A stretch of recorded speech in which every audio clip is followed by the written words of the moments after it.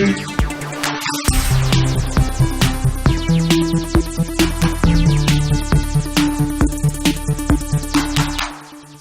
you receiving us?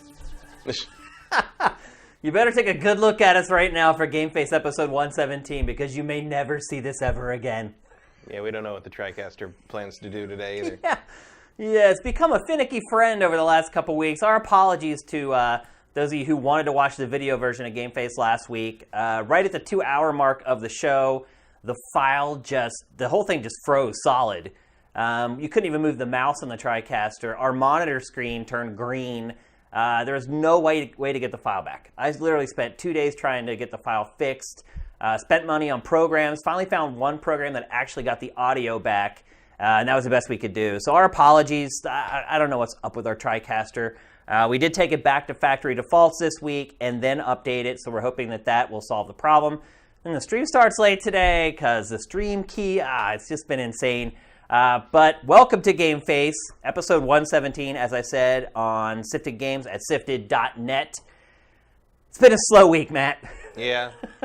Well, until we tried to get the TriCaster. Yeah, then suddenly it's a mad rush. But it's been a very, very, very slow week in video games. This is one of the worst weeks to try to get a show together that I've ever experienced since we started the show. Yeah, not a whole lot happened. I did get Radiant Historia Perfect Chronology, but I didn't have a chance to play it. Yeah, it's not getting great scores. No, I like the original. Yeah, I think most people do. I don't know what the difference is here. Really, I haven't paid a ton of attention. I just sort of like, I like that, ordered. Yeah. But yeah, people not digging it. We already talked about Kingdom Come last week. Yeah. Which was kind of the big thing of this week. Because we do it on Friday, we actually discussed it last week. And we will get to it kind of here a little bit later on in the show. That said, there's nothing going on in the industry, but I think we have put together a pretty fun show for you guys. It may be a little shorter than usual. Last week's actually ended up being like 2 hours long, or 2 hours and 15 minutes.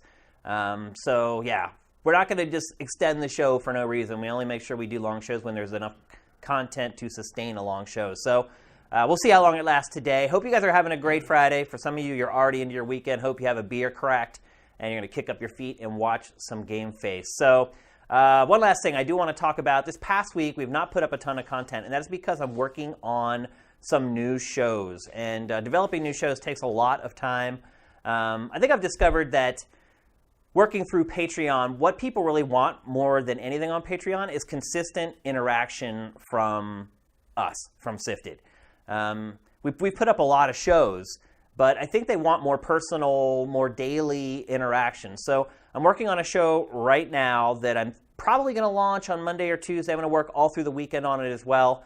And just to give you kind of a hint, it is going to be a show driven by you guys. So it's going to be a call-in show where you guys can call in and we can talk about games. If any of you watch or listen to Sports Talk Radio, it's going to be kind of like that, but for games. You guys will be coming in through Skype. If you guys have a camera, you guys will be in the show. Your faces will be in the show. If not, we'll just have audio from you guys. But it's going to be a talk show that's primarily driven by our patrons and our users. And it's something that's really not been done before. The first couple episodes might be a little rocky as we figure out the technology and everything. But we have this TriCaster. A lot of people on Patreon don't have it. I feel like we haven't really utilized it to its full capabilities. And this show will really show off what it can do. So looking to launch it Monday or Tuesday. It will be live streamed and then archived. So look for alerts on that early next week. I just want to let you guys know why there wasn't a ton of content published this week. It's because I'm working on a show that I think will pay off over the long term, and it was worth it to be a little light on content for a week. So hope you guys like it. I think most importantly, I hope you guys buy into it, because without you, there will be no show. If no one calls in and wants to talk on the show, there will be no show. So I'm kind of counting on you guys to show up and be a part of it. And of course, you'll be immortalized forever on the show, and you guys will be a part of it, which is something I've kind of wanted to do on Sifted for a long time. It's actually been an idea that I had since the day I bought the TriCaster. It's aside from just discussion on topics, and I'll be very careful. We're not going to bring up topics that are really big like we would talk about on GameFace, because we want to make sure GameFace stays as a flagship show. But another part of it will be I'll be kind of a video game VJ in a way. We'll be loading lots of media into the TriCaster. And I'll be acting kind of as a DJ and sending out media of stuff that really kind of caught my eye for that day, or stuff that I think you guys should keep an eye on yourselves. So, what are you going to call it? I'm not going to tell you what it's called yet. I think it's called SFTD Wraps. That's not it, but that's a pretty good name. So anyway, look for that early next week. I hope you guys like it, and I hope that you guys will participate. I'd love to get you guys more involved. One of the things we did to try to get our users involved was... Head Gamers Ball. Yeah. I'm just going with late-night MTV shows from the 80s at this point. When we launched our Patreon, we wanted to get more people involved, but people are really resistant to being on the show, on GameFace, or even doing Beat Shane. Like, a lot of people are like, I just wanted to give you that amount of money. I don't really want to, like, be on camera. The same thing has happened with our GameFace guest reward. We've only had, 2 or 3 people so far? And everyone else, turns it down. So a lot of people are just contributing at that level because they want to and aren't interested in being a part of the content. I'm hoping that will change with this new show that we're working on. So anyway, with that, let's get on with GameFace 117. Our first topic of the week, Crash Bandicoot, the Insane Trilogy, I think was beyond anyone's estimation of how well it was going to do. It just shattered it. One of the best-selling games of 2017, completely blew my mind, because I didn't even really like the first Crash games. But now Activision is starting to get smart, and it's like, hey, we don't make games really anymore except for 2 of them, so why don't we start repurposing these old things? Yeah, and the last one made them oodles of money. And if you listen to any of the calls when they reported their financials, they brought it up over and over again. Crash, we can't believe what Crash did. And so now rumors are swirling that the next target is Spyro. One thing I will say about Spyro versus Crash Bandicoot is that Spyro was a pretty great game. Yeah, the Spyro games are much better than the Crash games. Right. I think.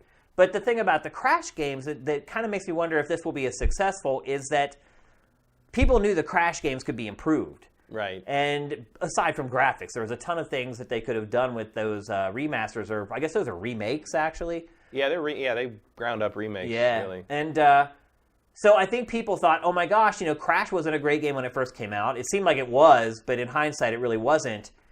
I wonder if the interest is going to be the same for Spyro, because I don't see them changing Spyro as much as they changed Crash. No, but I feel like they don't really need to, and you're kind of at the advantage of, I think there is a fairly large Spyro fan base out there to be served in the same way there was a Crash fan base. Yeah. Maybe larger than we think, judging by the reaction to Crash. And Spyro has been basically gone for years. I mean, Skylanders, but that's not the same thing. I feel like there might be an audience for this. I would be interested. I never played Spyro 3, but I liked 1 and 2. I don't doubt that there's going to be an audience for this at all. I know there will be, but I think what I'm saying is I'm comparing it to how Crash did. I mean, Crash was one of the best-selling games of last year, period. I wouldn't expect that out of Spyro, but you never know. I wouldn't have expected it out of Crash either. I think Crash has some kind of cult cachet because it was, he was kind of the PlayStation mascot for a while. He had those ads where he was yelling at Nintendo's headquarters through a megaphone. He's got some personality and some recognizability that extends beyond the games themselves. And that is one thing I would say about Spyro. He's not the best mascot, really. No. They tried. I think at one point, didn't Elijah Wood voice him at one point? Yeah, he absolutely did, yeah. Because there was that period where they tried to make him kind of darker and edgier or something. Oh, that was dumb. But it was dumb. Well, then he kind of took over the Skylanders franchise at first. The first Skylanders had his name in the title. Yeah, Spyro's Adventures. It was called. And then they slowly phased him out. Yeah. I mean, sure. I'm not against this one. Certainly not the way I was I'm never going to touch the Crash games again. Right. Yeah, and I still haven't played Insane Trilogy, even despite how well it sold and the major changes that they made to it. It's not for me. I was too old to like them to begin with, really, and I always hated the walking. I mean, to me, the Crash cameo in Uncharted 4 is just like driving home. It's like, oh yeah, this sucked. Running towards something and jumping over stuff is annoying. Yeah, trying to platform and you can't see what's coming. Yeah, good times. One thing I would say about this is when I was getting footage and capturing footage for this game I was shocked at how far advanced this game was. Yeah. Because... Well, it was Insomniac, right? Yeah. And the real-time facial... I mean, look at Spyro right there. For this time, that real-time facial animation there is no frickin' joke. You can see kind of the roots of Ratchet in there. Oh, absolutely. So there were, Insomniac was doing stuff with this franchise way back when in the mid to late 90s that a lot of games didn't do in real time for quite a while. So I feel like these remasters, these remakes are starting off at a much better ground zero, so to speak. Mm-hmm. But I also wonder if the 3D platformer's kind of dead at this point. I mean, obviously, Super Mario Odyssey has done great. Mm-hmm. But you see what happened with Yooka-Laylee and how poorly that game did. Yeah, but at the same time, like Yooka-Laylee doesn't have the same nostalgia pull, like that. Well, it had none. In the sense that, I mean, it did for like the Banjo fans, but you had to be a Banjo fan and you had to recognize what it was. Right. On top of that, and with this, it's like, I mean, I think when I was, I remember back in when this was new, like I knew some people who had kids and like this is all they played. They loved Spyro. So I think there's a generation that might see Spyro and maybe they haven't thought of games in a while, but they might remember this and jump back in. So I think a lot of people did that with Crash. And maybe another angle. Also, I think if you remake this in the same way they remade Crash in terms of like graphically rebuilding, I mean this could be gorgeous. It absolutely could. Like, it could be absolutely the world stunning. This takes place in could be really amazing. Maybe the other angle to look at too for the success of this would be that Crash I don't think Crash really appeals to kids all that much. And the Crash games are hard. And the remake, the Insane Trilogy, was really freaking hard. And so I wonder if this might appeal to kids more and be playable for kids more. Maybe that opens up the market a little bit more. I would definitely put this in the hands of like a modern kid more than I would Crash. Yeah, that's a good point. And as you said, I think the character itself is more palatable to younger players as well. So maybe that cracks open a part of the market that Crash didn't get to. But hey, I mean, if this sells as well as the Insane Trilogy, I think they'll be very, very happy. I mean, if it sells half as much as the Insane Trilogy, I think they'll be happy. Like it's almost free money. It's these games that you've had in your back catalog for 20 years. Put down some money to get the remakes done, and there you go. I mean, Activision doesn't have a huge amount of output these days. So not hardly. It doesn't need it though either. No, it owns Blizzard. That's the best purchase ever made, that merger, man. Activision, Blizzard. Now Activision can just put it on autopilot and just reap all those benefits of Blizzard's amazing work. So I'm pretty excited for this. I did not play all the Crash games on PlayStation 1. I played the first two, I believe. Played the first two. Yeah, I played. And kind of fell off. I didn't play the third one. I didn't play the third one. I tend to lose out on the third ones in a lot of those classic series. I didn't play the third Crash. I didn't play the third Spyro. I didn't play the third Ratchet for a while. I didn't play the third Sly for a long time. Like the third one, I didn't play God of War 3. I kind of left off. What is it with the... Like, I don't know what... 3 seems to be the magic. I didn't... It's the opposite of third time's the charm for you. I didn't play through... get through the whole campaign of Gears of War 3. Like, it's just... 3 is too many, apparently. Well, I think also the third installment of a series is generally where... It can be wearing on you. They start... Well, I think it can wear on you, but I also feel like a lot of times the studios start to run out of ideas. Yeah. Because the first game's the proof of concept. The second game is generally where you nail all those concepts and then put in all the extra stuff that didn't make it into the first game.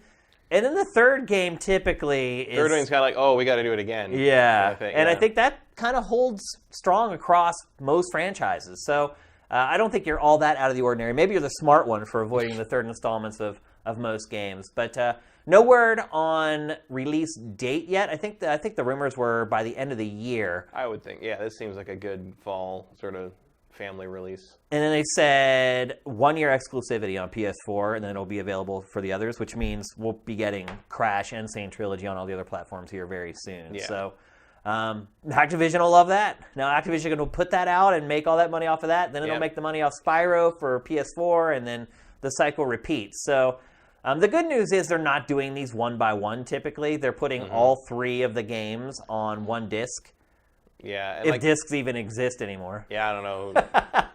That phrase may have to be retired soon. It's going to be interesting, and like comparing it to something like the Mega Man X collection that's coming up, which still seems oddly nebulous. It does, yeah. Like we know there's 2 of them. Yeah. But we don't know which games are on what, and like I've seen. I'm excited though for that. Yeah, I like the X games, but like people are like, the logical division would be X1 through 4 on the first one and X5 through 8 on the other one. But there's a lot of Mega Man fans that say like no one's going to buy the second one because no one cares about 5 through 8. Yeah, which is fair. And some people are like, oh, it's going to be like 1 through 6 on one, and then like 7, 8, and like Command Mission and all these. Like I think you're overestimating Capcom. You think they're going to give you extra games out of the main series. Yeah. But they've been very strangely vague about what they're doing with that collection.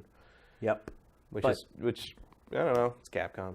Activision has found a way to milk these old IPs. But it's going to be interesting to see them kind of like to compare like how Capcom handles that versus like how Activision, who is usually not considered the consumer-friendly company, kind of giving you more value. Far from it, yeah. So I'm excited for it. Sounds like Matt's pretty excited for it. Yeah. Be something good to play at the end of the year, although I have a feeling that'll be one of my backlog games that I end up playing in January. Yeah, I'm not going to jump on that for, I got to get this done before the Game of the Year show kind of thing.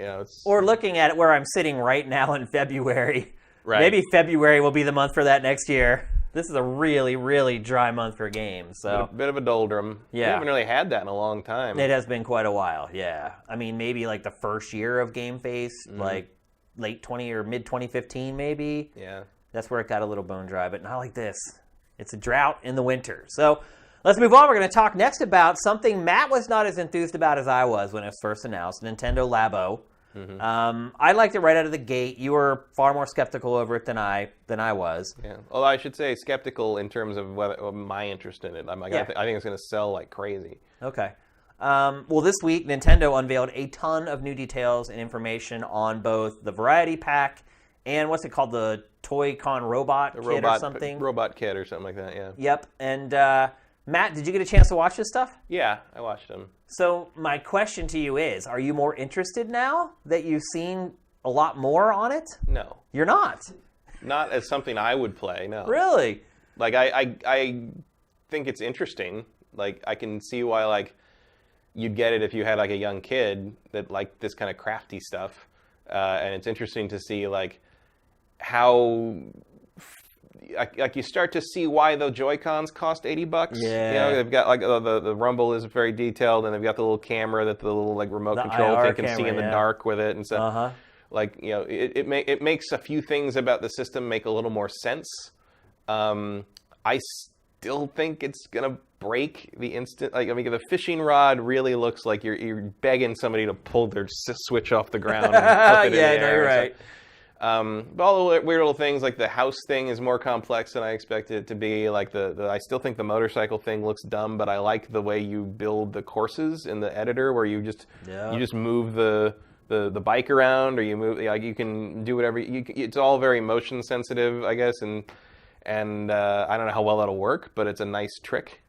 And putting all the different screws in the house thing, and then put them on different sides of the house, and they do different things. Like, I mean, it looks like it's like a mini game collection of a bunch of little toys you can play with, and like that's cool. Like it's not for me, but like it's at least looks a little more like you're getting your $80 worth or $70 worth in a little more substantial way there. The robot thing is neat. Like I think the robot thing is absolutely idiotic. Yeah, but it'd be neat if I was 8. Like, the problem to me is that the game that you actually play with it looks absolutely terrible. Yeah, well, you know what it looks like is it looks like the Godzilla game on Dreamcast. Yeah. Where you just destroy a city. So we thought at first maybe it was Miyamoto reviving Project Giant Robot. No, that's not what it is at all. It's basically just a game where you just walk around and smash stuff. Yeah. And there's like a high score thing with it. It's like, I mean, it's kind of what I expected, I guess. Like it's I mean, it all looks pretty much like what I expected. It's just sort of mindless toy things, and like there's a little crafty aspect to it, and like it's stuff you'll play with for like 15 minutes, and then you'll never look at it again. You know, if you're an adult, I think a kid could get more into it. If I was 8 years old, that robot thing would be on my wish list immediately. Because I like robots, you know. Yeah, I'm actually pretty shocked at how robust it is. That's the impression that I got after watching this new media from Nintendo Labo. Is my expectations were low as far as what kind of digital interaction would there be with the cardboard toys. And I'm just shocked that Nintendo has gone so far to create these software experiences that work with the peripherals. And you're right, a lot of them probably you mess around with them a couple times, you never touch them again. But a couple of them look like they're actually kind of like games. Like the motorcycle game looks like the new Excite Bike. Yeah, the motorcycle game looks like probably the most legit game thing. Right, like something I might actually just play with the Joy-Con without even the Labo stuff. Like I'm impressed by like the way you can like cut out like waveforms, stick them in the piano, and it'll generate sound. Yeah. To use that. I mean, there's a lot of neat little tricks it's doing. Yeah, the creativity, this is what Nintendo's best at, right? This is what Nintendo does. It has a piece of hardware and it makes the most out of it. But I just, the durability of this stuff is like my big question still. Even to the point where like in the video, when they say like you got a fish on the line, like carefully reel it in. It's like, because like if you get into this stuff, and the way and they're kids. The kids will absolutely get into it. And the way you've got like the motorcycle thing, you're supposed to like just rest it against your stomach. And like, man, if you get too into that, you're going to bend it in half. I mean, it's weird, but I like and actually the fish thing I thought was appealing because I like fish. It looks cool. I like fish stuff because like, oh, you catch them, you put them in the aquarium, and you can make your own fish, and I'm like, that's cool. Like, I feel like Nintendo has done an amazing job coming up with compelling ideas for how to use this thing. Like, there's no way they just begun developing this like in the last year. No, this was always in the car. In fact, I wouldn't be surprised if this was kind of developed alongside the development of the system itself. Like, and I wouldn't be surprised if this was supposed to be available at launch either. They're like, this is one of our big killer apps, our unique selling proposition. I think it's good that it wasn't. Yeah. I think it would have muddied the waters for what Switch is. It would have been, I think it would have repelled some people that were already core skeptical. Gamers would have said, no way, Jose, absolutely. But this, I think, when you're people that are already on board with the Switch, they have a Switch, they played Zelda, they played Mario, they've gotten their hardcore gaming kind of fix out of it already, and like now this just seems like frosting. Yeah. I'm really impressed with it. The one thing I would say about the fishing stuff is, if you're standing up and you've got that little Switch screen laying on the floor, how can you actually see like? I don't think you're supposed to. I think you're supposed to sit there. Oh, really? I think you're supposed to sit in front of it. Yeah. Because a lot of the videos it shows people standing up fishing while they're playing. Well, I think that's similar to like the footage. Look at that though. I mean, the way they've incorporated. I think it's similar to the footage of the guy playing Metroid Prime 3 and hiding behind his couch. Like it's just like it's just there for dramatic purposes, you know. But are you more excited or less excited for this after you've seen this stuff? I mean. Same, basically. Really? I mean, I don't care about I'm not going to buy this. I'm not going to play this. Like, this is not for me. I still think it's going to be a big hit, and it's going to be a great parent-kid thing. It's a smart way to kind of branch the Switch brand out in a direction that it hasn't been, that Nintendo was successful somewhat with previous things. It's clever in that it's made out of such cheap materials that you don't have to charge like Guitar Hero prices for your accessories. Yeah. Like there's I like that there's the things where it can recognize the shapes and recognize things that you can just cut out of normal paper, so you don't have to continually buy Nintendo branded products or whatever. Yeah. There's a lot of smart things going on here, and like as far as the product it wants to be, I think it's probably the best example I've seen of it. It's just not something I'm going to spend my time on. I will absolutely buy the variety pack. I'm excited for the variety pack because I figure even if you get limited time out of each one, there's so many different things that you can do with it that I think ultimately you're going to get your money's worth. You can see that crank there. See how janky it looks? At best, I would buy it and play it to be able to talk about it, and then I'd give it to somebody with kids. The robot thing, no way. There's no way I'm buying that. See, the robot thing would be the thing I'd be more likely to buy. Really? But the thing is, like, the way that works with all the cords, is that going to fit on me? I don't think it's meant for a 6-foot human. And I just think I'm going to punch once and just all going to snap apart. It's all going to rip apart. It's possible, yeah. Like I said, it's not for me. It just doesn't look like literally not built for me. Right. I just don't think that looks like any fun to me. I like robots. I like things that turn into tanks. That's the thing that is more appealing to my general interest outside of what I would care about making things out of cardboard with. If I was 8, I'd already have that on my pre-order list or whatever. But like I'm not, and I don't care. But I think.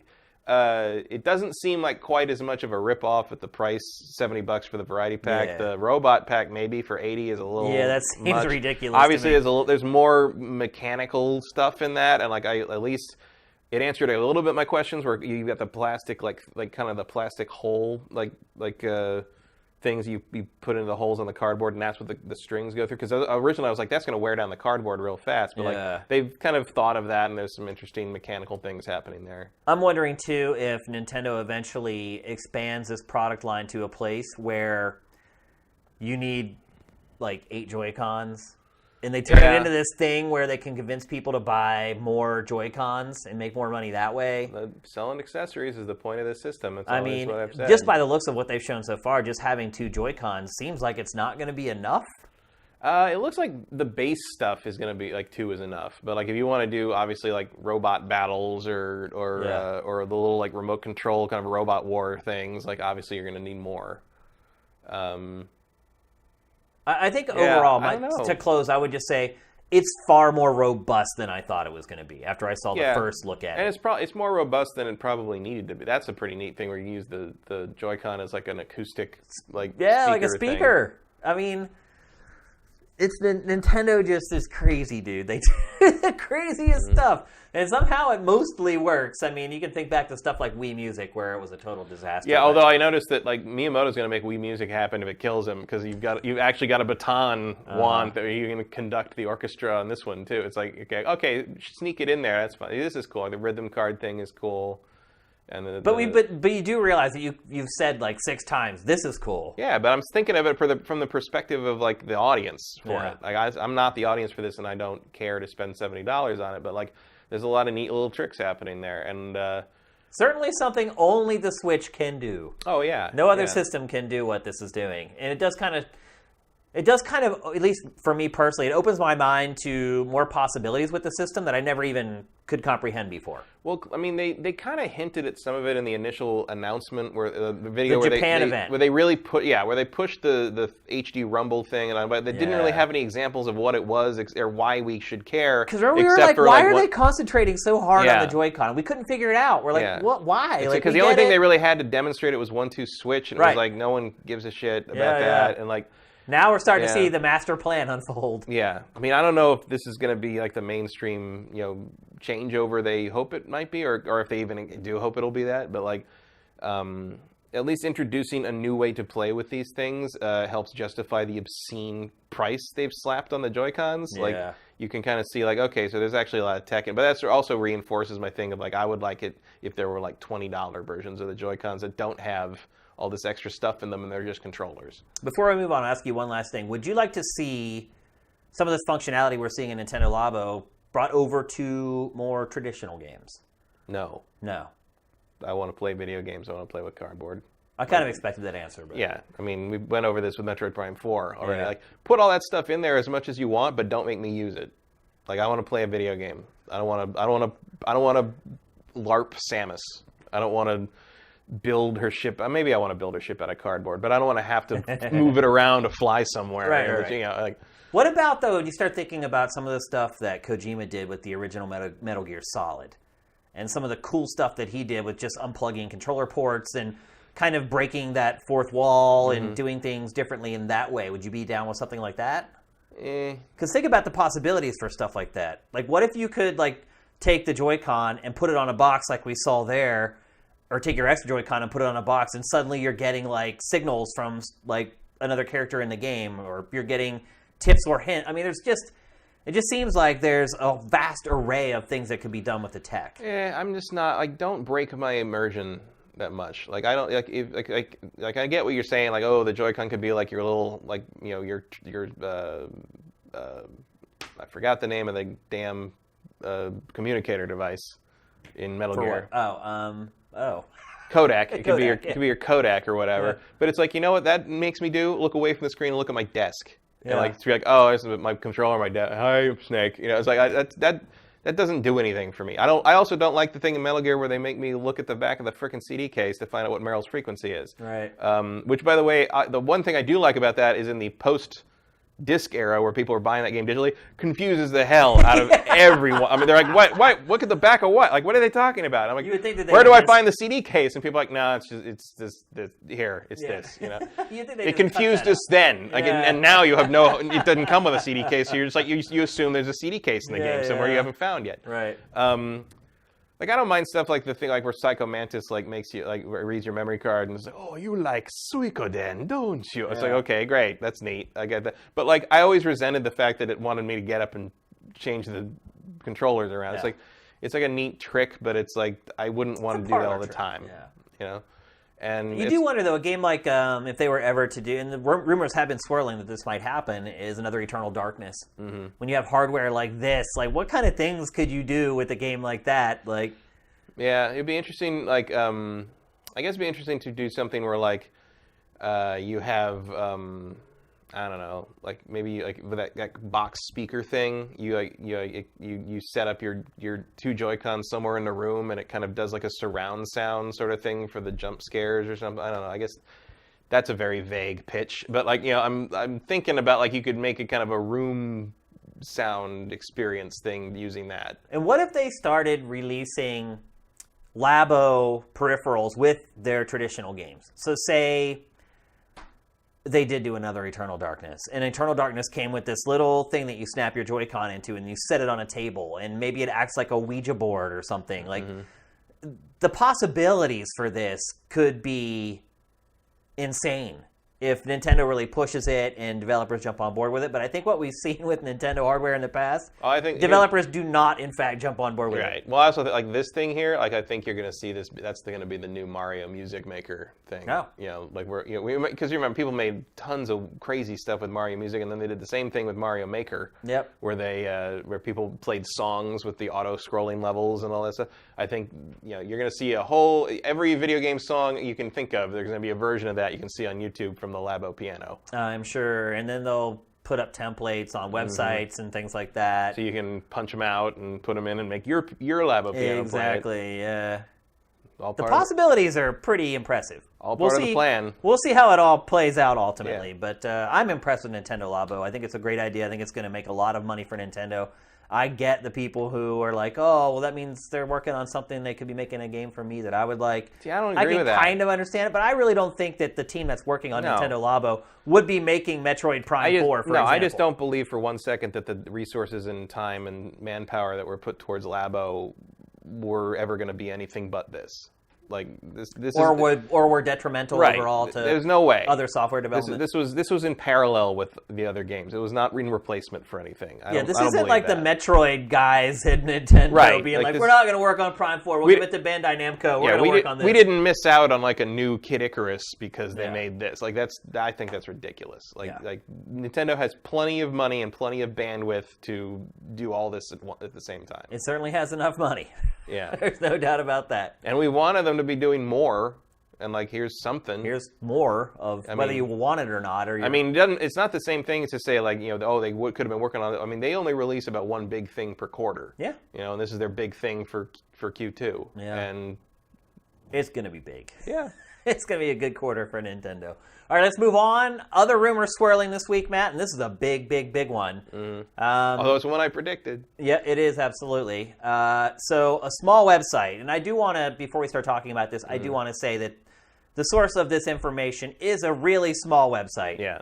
And so take any of this discussion with a grain of salt. This is not dyed-in-the-wool truth, but I think it still makes for an interesting conversation. And also don't forget how long corporate decision-making can take. Exactly. Like this, maybe this is true, but you might not see a result of it for 5 years. Yep. So we should tell them what the rumor is. So the rumor is that Disney/Lucas has gone to EA and said it's not happy with the arrangement of EA making Star Wars games, and it has started discussing the prospect of creating Star Wars games with Ubisoft and Activision. So there's a lot of things here that would have to happen for that to ever happen. The first would be that they'd have to void their contract with EA. Yes, which I'm sure Lucasfilm has the right to do, because I don't think they would sign a contract without an escape clause. But do you think that's tough, though, because if you look at it from EA's perspective, would you sign the contract if Disney or Lucas had an easy out? Yes. Because it's Star Wars and because you're EA and you think you're good at it. Yeah, but you also got to think about the investment. I mean, they've already dumped how many... I mean, you're right, but all I'm saying here is it's Star Wars. They can tell you... I guarantee you Lucasfilm dictated the terms on this. Also because Lucasfilm, that's just what they do. Well, it also is holding all the cards. Right. I mean... because I bet all they'd have to say is like, well, if you don't want to sign this, I bet Ubisoft would. Yeah, and I'm sure that was a part of the negotiations. Yeah, and I think EA was arrogant enough to not think this is what was going to happen. Do you think EA, when they signed that deal, thought like we're only going to get 2 games out in the first 5 years of the 10-year deal, and they're going to be the same game, and the second one is going to have like a PR problem with the core demographic because of the loot box decision we make? Like it's like there's no way. EA had to be looking forward, like look at all the cool stuff we're going to make and how much money we're going to make, not like, oh, we're going to have all this trouble getting this done, and then Amy Hennig's going to have trouble with the concept we want her to make, and there's no way EA could have predicted like anything like this was ever going to happen, because EA is used to being successful. So I would say, like, if I were EA and I looked at that and I wanted that Star Wars license, I'd be like, sure, we'll sign the thing that says, why would Lucasfilm ever want to get out of the contract? We're going to be awesome.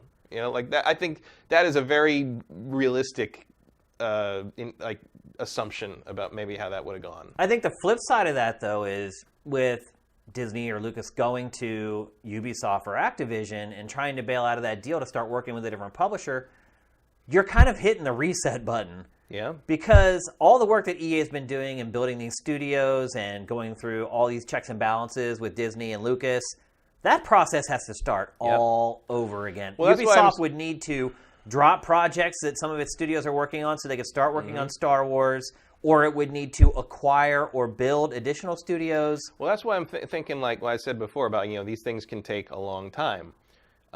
They might well be making these overtures, if they are, in fact, doing it. If they might be making these overtures to Activision and Ubisoft in preparation for years down the line. Like they might be, the deal might end up being like, okay, we're moving to Ubisoft after this, but EA is still going to put out the Motive game and the Respawn game and the Vancouver game, and then once those are all done and out, in the meantime, they're building up that infrastructure with the new company they're going to work with, and they can kind of go from there. So what you're saying is that we might still Disney not see would this honor happen. the deal with EA. Lucasfilm controls Star Wars. Disney has no say over Star Wars. So Lucas would honor the deal it's made with EA, and now it's just greasing the wheels for the end of the 10-year period where it would move and start working with someone else. I think that's possible. If this is indeed true, I think that's possible, and it would also be very in character for Lucasfilm. In character? Yeah, to look ahead and just be like, all right, this is what we're doing, and if you don't like it, screw you, we're Star Wars. Like you said, they hold all the cards. If they want to start looking at at a new business partner down the line, they can. And who's gonna what's EA gonna do? It's like, no, we refuse to make any more Star Wars games if you're gonna do it that way. No, EA wants that money. Let's look at it again from the perspective of a Ubisoft or an Activision. There's been a lot of talk after The Last Jedi that the Star Wars license is beginning to become a little diluted. That because there's a movie coming every year now, and everyone knows there's going to be a movie every year, that people are slowly starting to lose their interest in it a little bit. Yeah, but that's Does that wrong. play into your decision-making at all? No, because it's wrong. You think so? Of course it's wrong. It's ridiculous. It's just people who didn't like Last Jedi trying to tear down the brand for no reason. Look, Black Panther is a giant phenomenon right now. It is the number 4 ticket pre-seller in history. The 3 movies it's behind are The Last Jedi, The Force Awakens, and Rogue One. Right. Like, Star Wars is bigger than it's ever been. It's gigantic. Do you think it's not doing well in China, but that's the only place you can really target. But we'll see what Solo does. Do you think maybe we're seeing the first signs, though, that it's starting to soften a little bit? No. No? Well, I'll tell you after Solo's box office. I mean, because Solo looked good to me, but I was at a Super Bowl party. Solo is the first Star Wars movie I just look at and I'm like, I don't care about this story. I don't need to be told this story, and that guy doesn't look like Harrison Ford. He doesn't. In fact, I would rather see a movie about Lando. Because the only thing in that trailer, that trailer made me go, was that's Lando. I know that's Lando because no one else would wear that coat. Yeah. And so I'm into that, but I have a lot of. We could go for an hour on why I'm skeptical about Solo. But look at Solo's box office. I mean, look, Rogue One didn't do as well as Last Jedi and Force Awakens because I think the episode title matters. Yeah, those characters matter more to people than sort of this weird little heist picture. Yeah. I like Rogue One, but it's not. I like it a lot. I thought it was great, But so we'll see what Solo does, and then we'll see what Episode 9 does. If Last Jedi really did poison the brand by being one of the top grossing films of the entire year worldwide, we'll see if Episode 9 doesn't recover from it. Because if you're Activision or Ubisoft, you're thinking 5 years down the road. Yeah, but at the same time, if you're Activision and Ubisoft, you're also thinking, you know what? Forget the current movies. Forget the new movies. Forget all that stuff. You know, I mean, sure, you have to serve that master when you're working for Lucasfilm. EA's run into that plenty. You know, they had all their rules on the first Battlefront, no prequel stuff. It all has to be in this. You know, you can't cross over eras. That's obviously gone in Battlefront 2 because you have Darth Maul running around on the Force Awakens map or whatever. But so you got to serve that master, sure. But like, one of the things you have to think when you look at what EA has done so far is like, where is the exploitation of this license in terms of the cachet it holds in gaming terms going back 25 years? You're absolutely right. Like if I'm Ubisoft, I'm just like, all right, we'll do what the tie-in stuff you want, but we're also going to make an open-world Jedi game. We're going to make a X-Wing TIE Fighter sim based on our, all those Heroes of the Pacific things. But isn't that what EA told Lucas? Yeah, but Ubisoft gets that shit done, right? Yeah. Activision could potentially... I mean, I don't know what Activision would do in that scenario. Like, Activision would have to kind of... I don't know. Like, Activision doesn't have the developers to do that. I guess they'd have to form teams or hire people, or maybe let High Moon Studios make a frickin' game again for the first time since the fall of Cybertron. I would love to see High Moon Studios get a shot at a Star Wars game. That'd be awesome. So I don't know. In terms of Activision, I don't know what kind of spin-up that would require. In terms of Ubisoft, it feels like that'd be the safest pick you could ever do. And Ubisoft's already making the Avatar game, so you've kind of got like that Disney connection there already. Right. So you think Ubisoft's a better... If I were Lucasfilm shopping my stuff around and I decided I didn't want to fix the EA situation, which is, again, I think the easier choice is to fix the EA problem. Yeah. But how do you fix it? That's a good question. You can't force EA to... No, you can't. And you also can't force EA to stop screwing up. Right, that's what I'm saying, yeah. And we don't know anything about the internal strife that was about the canceled Amy Hennig game, and we don't know the Visceral Games thing, and we don't... but Lucasfilm does, and if they see that's too broken to continue with, maybe that's why they're doing this. If they are, in fact, doing this, we don't know.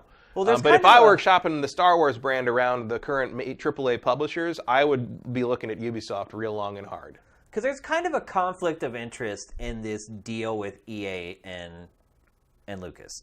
Because Lucas just wants this deal, sure, to make money, but the money it makes off of this deal is a drop in the bucket compared to what it makes off. It really made this deal for marketing and promotion of Star Wars. Right. Around when the big movies release and all that kind of stuff. EA is more concerned about making tons of money off the games. So you look at like Amy Hennig's game, which wasn't going to be a game as a service where they could milk it for the next 3 years with microtransactions and loot boxes and everything, and EA cancels it.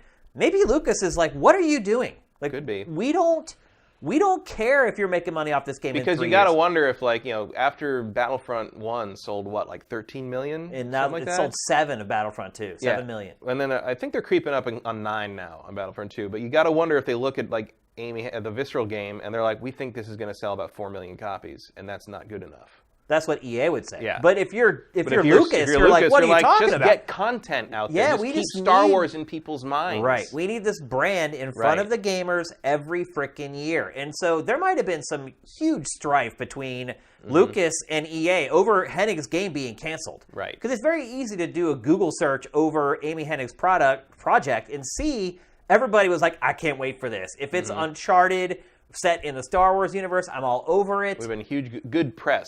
It's good for the brand. Absolutely. And you see the mind share. Why did Bob Iger get on the phone to EA during the loot box controversy? Because they're fucking with the brand. Yep, and they had a movie coming out in a month. And Disney doesn't have any creative say over Star Wars, but Disney is the distributor for the movies. So Disney decides the release dates and the promotional campaigns for the most part. And Disney's like, that's where their money comes from Star Wars. And they're like, you need to say that. So it's like, EA can sit there and say, with these microtransactions, despite all the people complaining, we're still going to make tons of money because tons of people buy them, and the complainers are a smaller group. But the fact that Disney stepped up and said, no, stop it. Well, Lucas doesn't care. Right. Lucas doesn't care how much money they're making off microtransactions. To me, says they don't care about how much money that's coming out of the video game. Right. They want the video game to be a good experience and good brand promotion for the main meat of the brand, which is the movies. Yep, a good experience that is available every year. Right. And EA is falling short of that. That you can constantly jump into the Star Wars universe. And look, you've got stuff like the VR X-Wing thing from Battlefront 1, right. Which, EA doesn't do VR. The only reason that exists is because Lucasfilm took some of the marketing budget from Rogue One and gave it to EA and said, make this. Yep.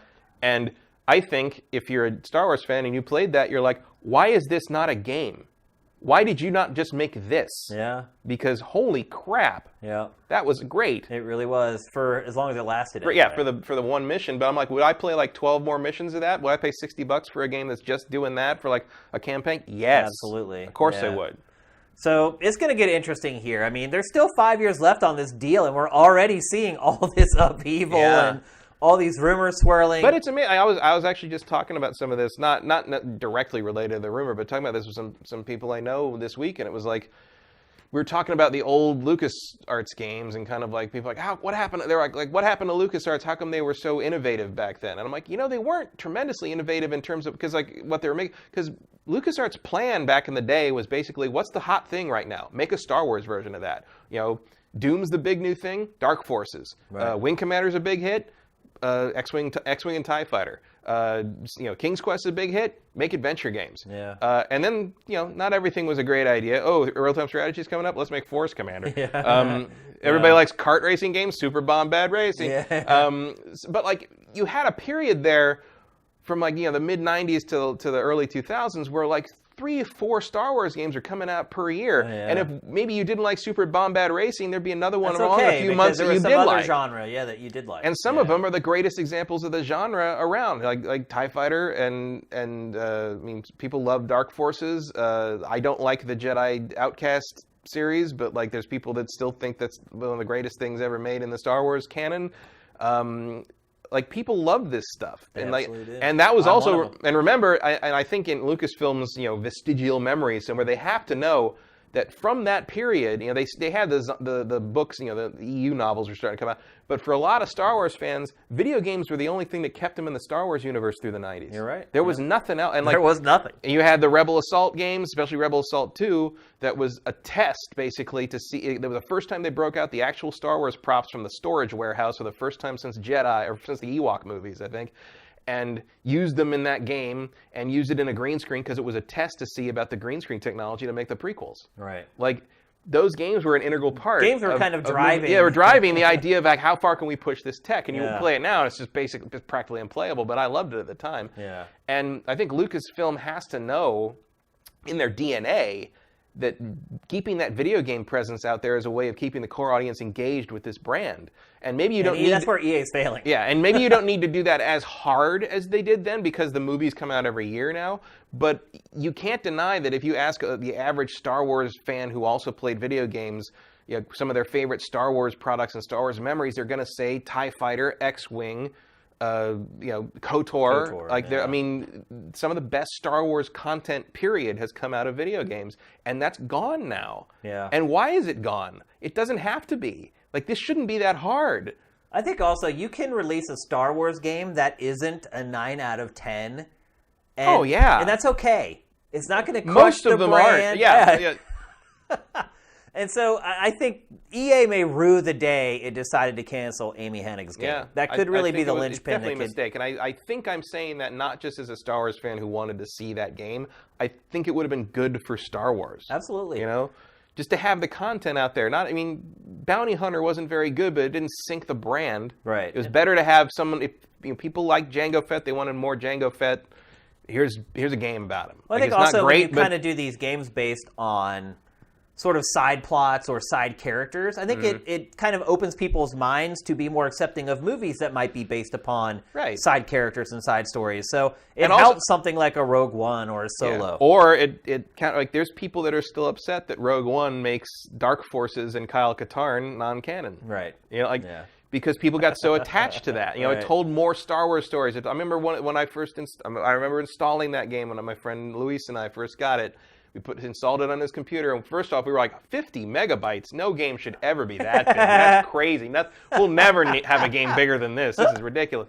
But I remember, starting that up, and you had like the MIDI version of the music playing, and you press the button, and that blaster sound hits, and I'm just like, this is great. This is awesome. Yeah. Like, it was this it was like shooting Star Wars right into your veins, and there hadn't been any new Star Wars content since those terrible Ewok movies. Yeah. And you can't overestimate how important it is to put people in that cockpit and to put them in the shoes of those characters. And That's all EA had to do, and they haven't done it. And I would argue they really haven't even done it in Battlefront. Yeah. Like Battlefront's a fun multiplayer game, but do I feel like I'm playing Star Wars? Do I feel like I am Han Solo? No, not at all. I just feel like I'm kind of playing with figures. Well, that's because when you play the campaign, you're not playing as a primary character. And two, when you actually do play as the special characters in the multiplayer, it's nothing. It's these limited time. You get to play for like a minute before you get killed. Go, be Darth Vader, be Darth Vader, be Darth Vader. Oh, I'm dead. Yeah, it's like, and that to me is a big mistake that EA is making. It's not giving you access to the characters people care about enough. And there's no cinematic punch to it. Like the campaign does have a cinematic punch to it. I'm also pleased that they expanded the campaign along with the multiplayer stuff. Who the hell does that anymore? Unless you're The Witcher. Yeah. That was cool. Or Horizon Zero Dawn did it. So I like that. I think the campaign isn't stellar, but it's not bad, and I like what the story they're trying to tell. Yeah. And it kind of shows that, like, I mean, hell, if even DICE can pull off a pretty decent campaign, you give them Star Wars. Yeah. So imagine if you gave it to Amy frickin' Hennig. I know.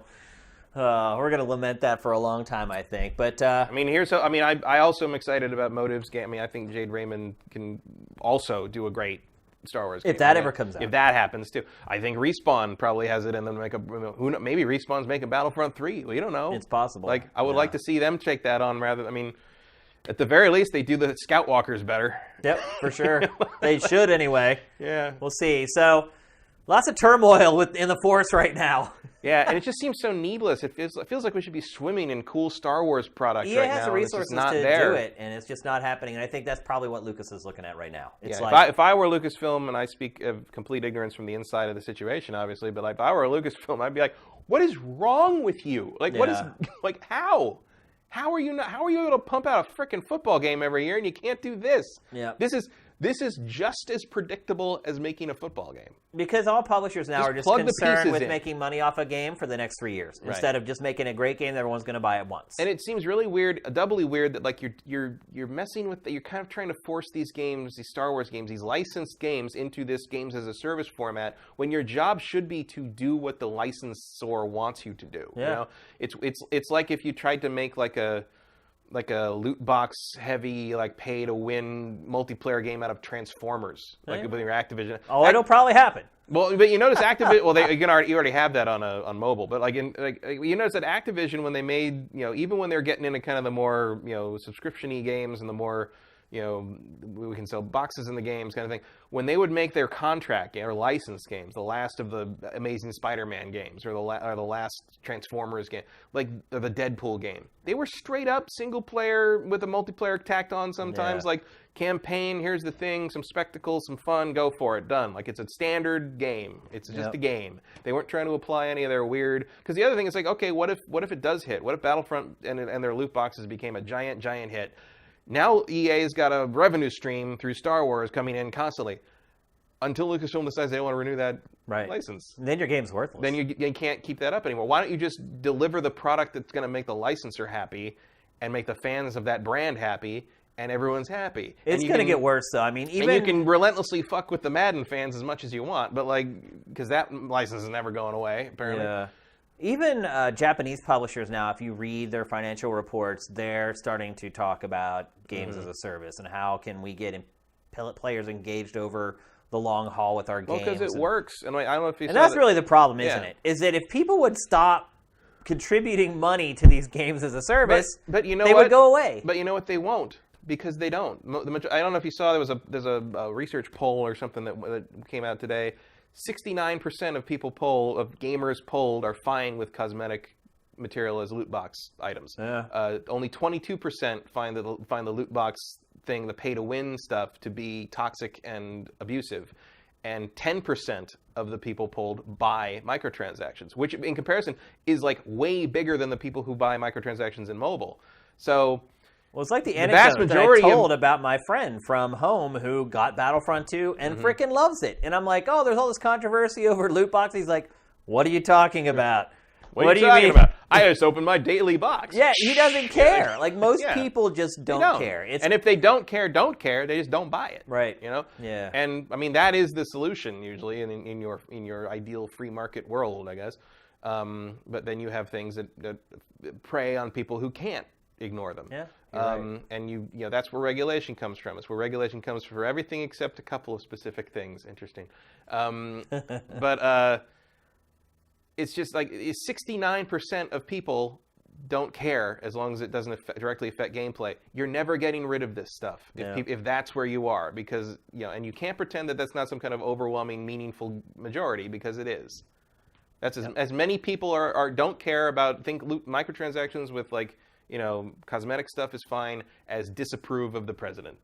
Yeah. And we're not pretending that disapproval rating is nothing. Yeah. So we can't pretend that this approval rating is nothing. You're absolutely right. So it's going to be an interesting next half a decade to watch. Mm-hmm. I mean, we may get news on this in the next 6 months. Who knows? Yeah. And we'll see if that percentage changes as people learn more about how these things work. Because like you say, part of it is like if you're polling kind of average people that just play games, like your friend, they don't even know. He's just like, what are you talking? He didn't even know what I was talking about. Yeah. He's like, loot boxes. He's like, you mean those things that open up every once in a while? And I'm like, yeah, they're called loot boxes. And he's like, oh, I don't know. I get free stuff from those. I like them. And I'm like, okay.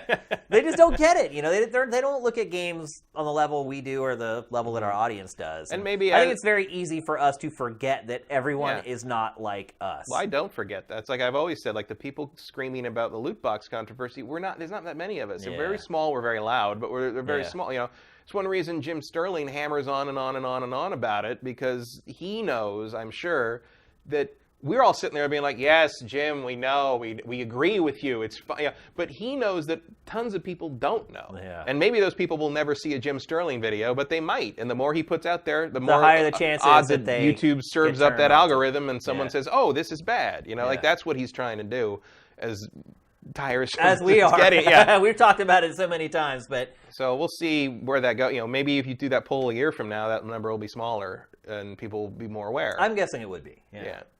One can hope anyway. The way things are disseminated out to the public now, who knows though? Yeah, because remember that 69 EA could pay YouTube to that 69% mess up its algorithm so people aren't getting reached with that information. But that 69% could also include a lot of people that were like, the what? I don't care. They don't know. Yeah. I don't know what that is. Who knows what the question was. Yeah.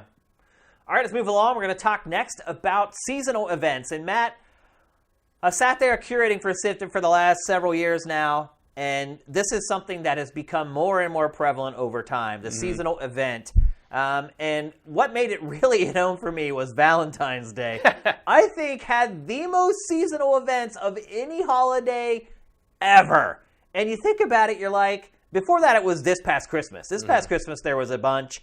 And then you have this kind of insignificant holiday, Valentine's Day, and suddenly every game in the industry has a Valentine's Day special event. Mm-hmm. And so the first thing I wanted to start the discussion with was asking you, do you play any seasonal events? I mean, I don't really play games that do that much, because those are usually online or multiplayer kind of games as service thing, and I don't really play much of that. Like I am exposed to it through Overwatch because my girlfriend That's why I wanted to ask you, because your girl's hardcore into Overwatch. Yeah. And does she play them?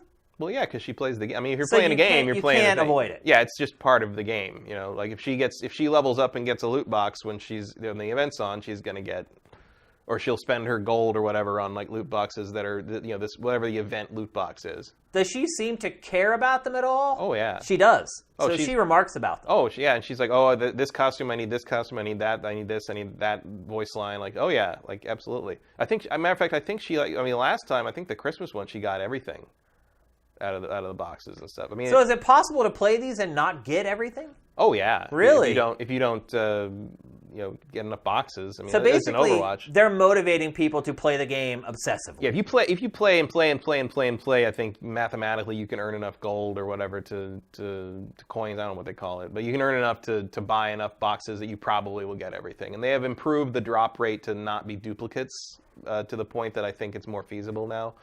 I do tend to get her like a $20 like Blizzard card or something, like when a new event hits, so she can get a bunch. Wow. But so it is really these season events are really motivating behavior. It seems like it. And so my next question is, do you think that this is being done? She just texted me and said she always gets everything. So oh really? Okay, let's just set that She's straight. Watching the show apparently. Yeah. Oh, she watches. Yeah. So maybe we should have her on the show to talk about this. She's so into it. But So do you think the publishers are doing this to celebrate that holiday, or do you think that they're doing this to make sure that the people who are addicted to their games stay addicted to the games by giving these cosmetics or whatever they award for playing them? Yes. Both, you think? Yeah, well, I mean, I'm sure tons of people at Blizzard celebrate Christmas and had a Valentine's dinner or whatever. But like, if that's what you mean, like, but yeah, they're designed to keep you engaged. They're designed to make it feel special and to keep you playing and to keep you thinking like, oh, this is more. There's always more to do. There's always more to get. There's always more to see. And that's the point. And Valentine's. So that is the point. Of course. I mean, it's plan in your mind. There's always more to do. There's always more to see. There's always more to get. And if you don't play now, you'll never get it. Right. You know, it'll go away. Yeah, I mean, it forces people to go back into these games, right? If you see, I mean, it happens with like tons of people where it's like, I see all my friends that play games like they're like, oh, I stopped playing this game, but I saw this new costume or something that you can get in the event, and I got to do it. Why do you think people who had already stopped playing a game would care whether they had a costume for a game that they're not playing? They don't play anymore? I don't. Isn't it bizarre? I don't know. I feel like the gaming industry has been taken over by psychologists. Like, seriously, I think a lot of these publishers and developers are working with people who work in psychology to try to figure out... I mean, that's marketing. That's always been what it is. I mean, that's an element of marketing, at least. And it seems like, over time, it's increasingly becoming a bigger part of gaming marketing. Yeah, well, especially if you're just trying to keep people engaged as long as you can. And it used to be, you know... They're free most of the time, I should add. It used to be what achievements were for. Yeah. That was one of the reasons achievements existed was to try to keep you engaged. It still works. I mean, there's still people who are obsessed with achievements. Because don't forget, you know, I mean, Colin Moriarty is still obsessed with achievements. The used game market is not what it once was, but remember, like, you know, 10 years ago, like, one of the main things publishers were working on were how do we keep people from playing our game and selling it back in a week, right? And losing sales to people who would otherwise buy it new because they've got all these used games they can buy for $10 less. Yeah. And the answer to that tended to be multiplayer, to keep people from. And then I think Call of Duty 4 is the one that really came up with not just multiplayer, an experience system, a level up system, a prestige system, a way to make you attached to this and never want to get rid of it. And now, as you know, used games are not as big a thing. I think people buy digitally often enough that like. You just want to keep people playing that and not buying another game, unless it's your game. So I don't know what the psychology on that is, but yeah, and like the easiest way to do that is to kind of attach these events to important events, important thing. You know, I think they did the Winter Olympics thing. That some people are doing for Steep. Yeah. There's it's Steep. There's a name I've not heard in a long time. It's still out there. Is that ever coming to Switch? Did they ever do? They said they're still working on it. Still doing it? Okay. Yeah. Take your time, I guess. I mean, geez. And Valentine's Day, I think, is just an easy theme. You know, everything's red. You put hearts on stuff. That's pretty much what they've been doing. Like it's either that or like New Year's stuff, and that was January. So. I mean, the one thing I will say is it does allow games to kind of break out of their molds a little bit. Mm-hmm. And you'll have games that maybe you wouldn't associate with Valentine's Day, like Dying Light or something like that, where they'll do like a special event for Valentine's. And sometimes it's a little loose. But I think what really set it off for me was some of the clips we saw there at the end, which were for like the Lunar New Year. I was just like, really? And I know they've done it now for several years in a row, at least Blizzard has. But that just seems like a huge stretch to me. And that's kind of what set the flag off in my mind. I was like, wait a minute, Lunar New Year seasonal event? Like, who's that for? Like China.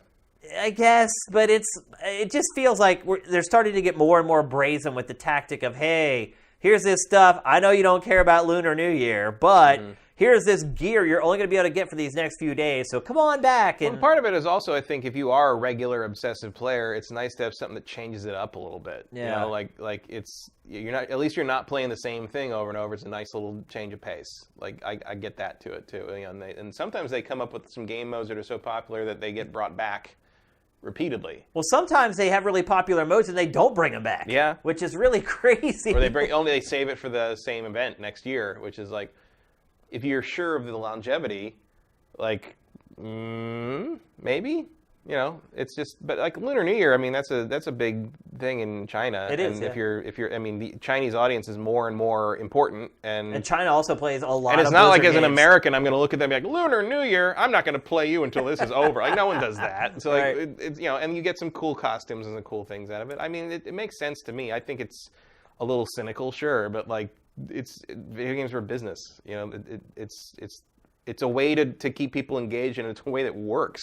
And at least it's a way that like feels like they're at least doing some work on your behalf. You know, it's not like they're just being like, hey, the loot boxes are half price this week. Fuck you. You know, at least like they designed some new things. They designed a new event. They put some new costumes together. Like at least it feels like they're updating things. Yeah, and I think as long as they stay free.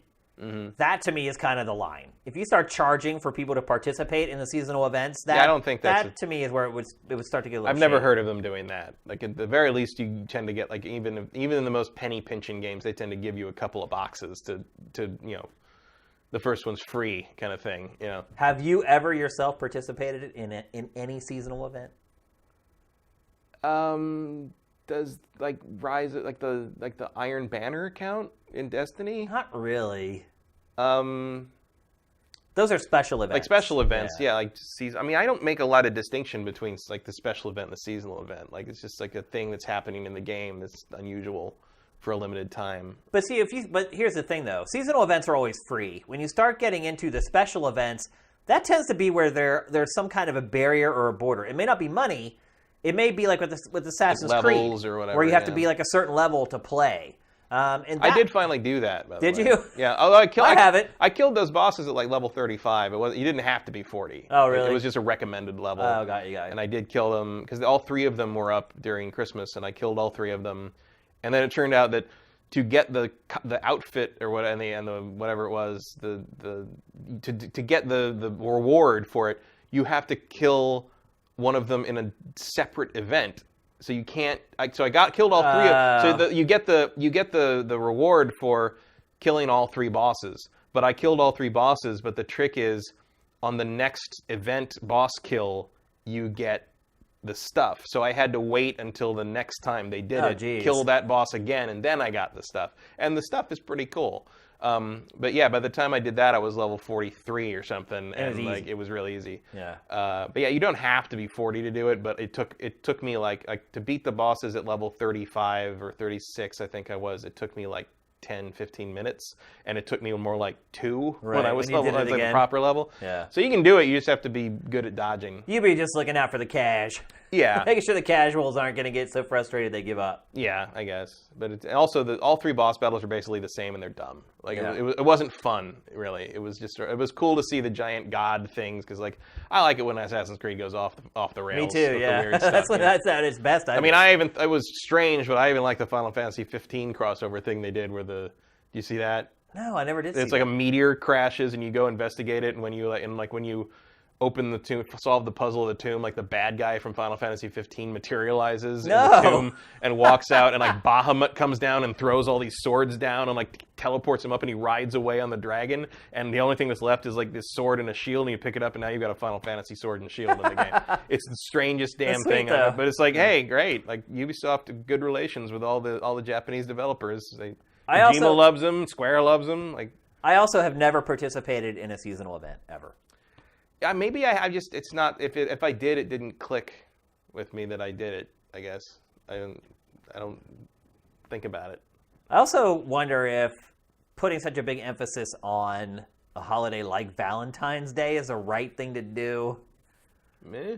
Because Valentine's Day is one of those holidays where if you're not participating, generally you're a little upset about it. Yeah. If you don't have a girl to go to dinner with, there's a little bit of a thing where it's like, oh, so you're just assuming that it's like we're assuming you don't have anything to do today, so here's an event. Exactly.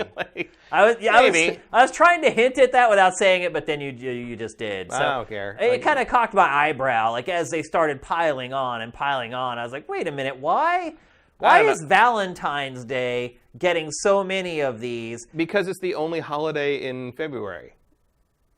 Like, it's either that or President's Christmas is the only holiday in December, and it had more than Christmas Day. No, it's not. You got Hanukkah. You got New Year's coming up. I guess you're right. You got Kwanzaa. Yeah. I mean, Festivus. you got Festivus. for the rest of us. Yeah. But February, the only major holiday is Valentine's Day, unless you want to do President's Day, and that cuts out the entire planet except for America. Right. And who wants to do that right now? You want to play a President's Day game? Go play BioShock Infinite, I guess. Touche. But Valentine's Day is the only thing that makes sense, and it's kind of got a worldwide cachet, and everybody knows what it means. And if you don't know what it means, you're like, red with hearts and Cupid bow things. Everybody gets that. It's like iconography. The iconography is universal. So it is, absolutely.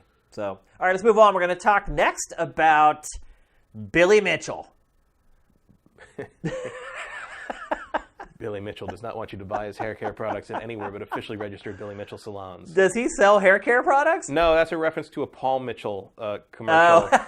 That is an. I mean, I know he sells hot sauce. No, I am actually referencing a Paul Mitchell beauty product commercial from the early '90s, where at the end of the commercial, I guess it's Paul Mitchell wearing like a fedora in shadow and glasses, turns to you after it's the usual kind of like, oh, wash your hair, and he just turns to the camera, and the narrator says, Paul Mitchell does not want you to buy his products at anywhere but officially registered Paul Mitchell salons. I'm like, why? I'm like, and like in my 12-year-old head, I had like visions of like an underworld of like salon hair products. Care products. Where, you may make all your hair fall like off. Paul Mitchell's like raiding like unofficial like salon like where'd you get this? I just busted. But that's always like, it was just such a sinister, and like he's got the hat on, and it's all in shadow, and he just kind of turns to the camera like that.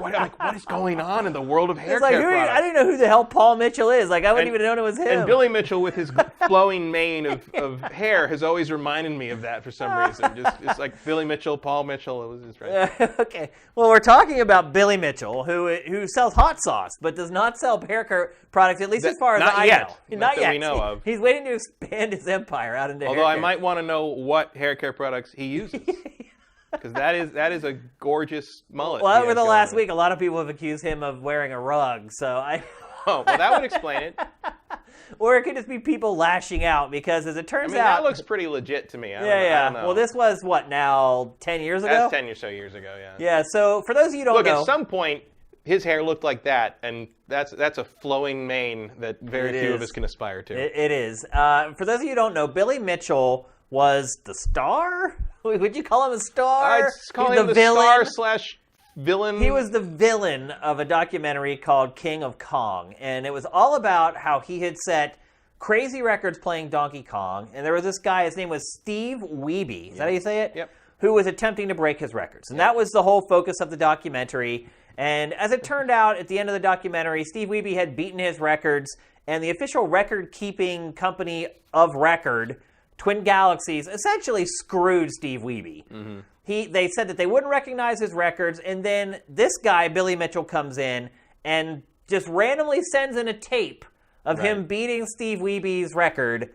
And at the end of basically, Twin Galaxies had refused to recognize Steve Wiebe's records based on videotaped runs. Because they didn't know him. Because they didn't know him. But because Billy Mitchell was in cahoots with Twin Galaxies, he was able to just send them a tape with his name on it, and suddenly they discounted what Steve Wiebe had done and gave the award or the record back to Billy Mitchell. Mm-hmm. Fast forward 10 years, and here we are in 2018.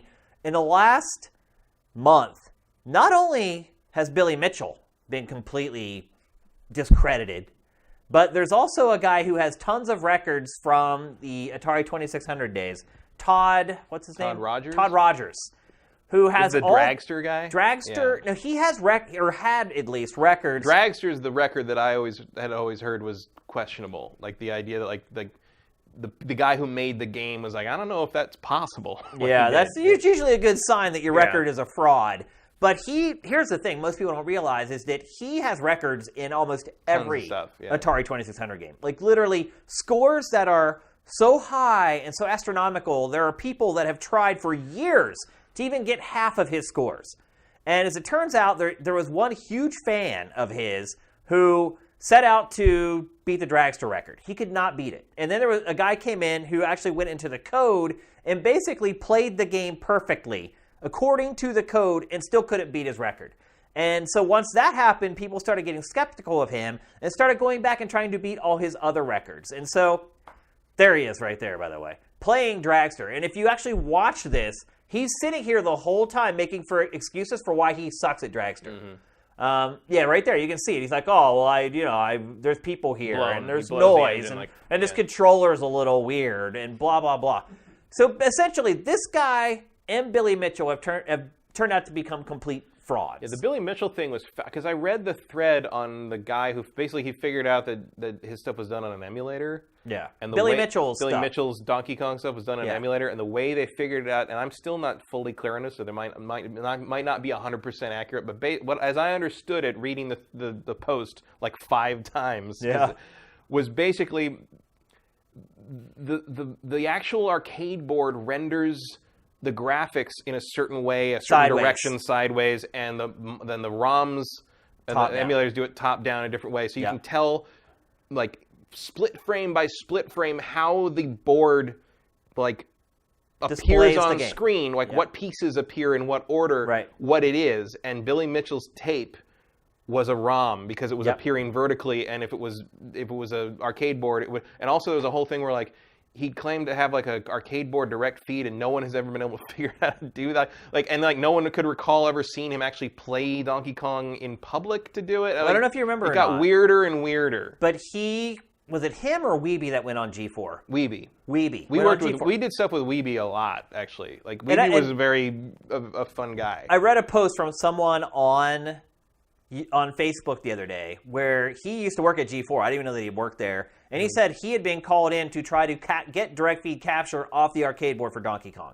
And he could not figure it out. Couldn't be done. And eventually he just had to use like a lipstick camera that shot the screen. That was for the E3. We had him there live at E3 one year, and he had a Donkey Kong machine on the stage, and he was playing for the record during the live coverage, and like it was timed so that he would either win or not win.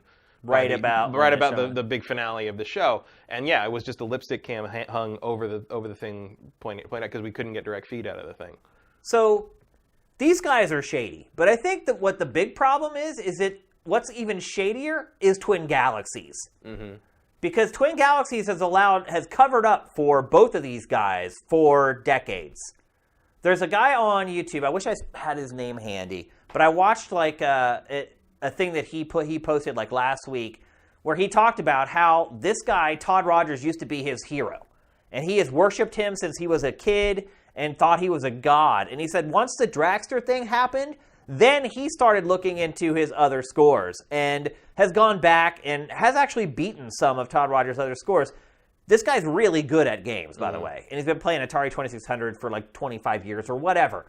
And he has spent like 2 months on some of the games and not even been able to get like a quarter of Todd Rogers' score. And so he starts wondering, he's like, how could Todd Rogers set all these records in like a 3 or 4 year period across dozens of games where I've had to spend like a year just to beat one of his scores? And so they start figuring out that pretty much all of his records were just garbage. Like he just made up the scores and like that's it. And the problem is that cracking that wall of Twin Galaxies has become impossible. Like you saw it firsthand on King of Kong, where they were absolutely making up the most ridiculous excuses for Billy Mitchell for any reason they could give him to make sure that he remained. Well, even before all that, I mean, you watch King of Kong and you definitely see it's like there is a giant gatekeeping scenario. Yeah, there. They have their inside. They have these weird creeps that show up at arcades who try to discount. Like it's they're weird. This little club of people who do this, and like if you want to get in there and you try, like there's like, oh, we got to vet you in all 14,000 different ways. And then Billy Mitchell just sends a tape in with his name scribbled on it because apparently he's good, he's okay. Well, he would never do that. Yeah, okay. And it's like that's not how regulated stuff works. Bodies work. And you got the further stuff with like a lot of the Todd Rogers stuff is like he and maybe he knew like who's ever going to be able to check this. How many people are good enough to even see that part of the game? He probably never fathomed. Because it was back in the frickin' 70s and 80s. He never fathomed that somebody would eventually be able to use the data on that cart and put it into a program and play that game to an optimal level. Or that someone would care enough to do that. To do it, yeah. Who could have seen esports and video game records speedruns becoming such a big deal later on? And the irony of it is, like, King of Kong was actually really against their best interests in that regard. Oh, yeah. Like, absolutely. I feel like King of Kong sparked a lot of interest in that beyond. I mean, obviously, speedrun has always been a thing, but, like, people saw that and got interested in that. You know, even if it was a small community, I think that a lot of it started there. And there are more documentaries. If you want to see another documentary about this sort of thing, I used to be on Netflix. I don't know if it still is. Look up Man vs. Snake.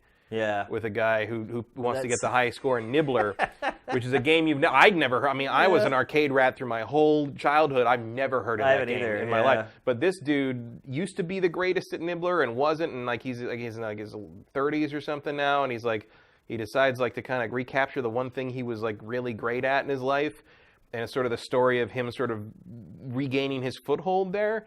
And, like, it's this weird mix of, like, inspiring and disturbing. Yeah. Like, well, I think King of Kong was like that, too. A little bit, yeah. But, like, it's like King of Kong at least had the advantage of, like, you say, like, you're the best in the world at Donkey Kong. People at least know what that is. Yeah. You say Nibbler, you're the best in the world at Nibbler. You're like, But the sadness for me from King of Kong was watching how they treated Steve. Right. I mean, that's also kind of a thing. Because you could see he was better than anybody else at the game, and they just refused to accept it. He's also a really nice dude. Yeah, he's like the best guy ever. He's up for frickin' anything. When we do, if you look up, God, I don't know what you Google. It's on YouTube, I'm sure, but we did a fake trailer for Terminator with King of Kong, like a King of Kong Terminator trailer with like people getting sent back and like old. We did Steve Wiebe up like an old. He was in it. Like he was like an old Steve Wiebe in like the future war, and like we sent a Terminator back to save him and do all the and like we had a like evil Billy Mitchell like T-1000 character that was very elaborate. Like he was there and we shot it up there and we even let his kid be in it. You know, the kid who comes up and is just like, stop playing Donkey Kong. Pay attention to your son. Like there's a shot of the Terminator sitting on the couch with the kid and because the Terminator's like, you come with me if you want to live, and he's like, I'm like almost to the kill screen. Can you just wait?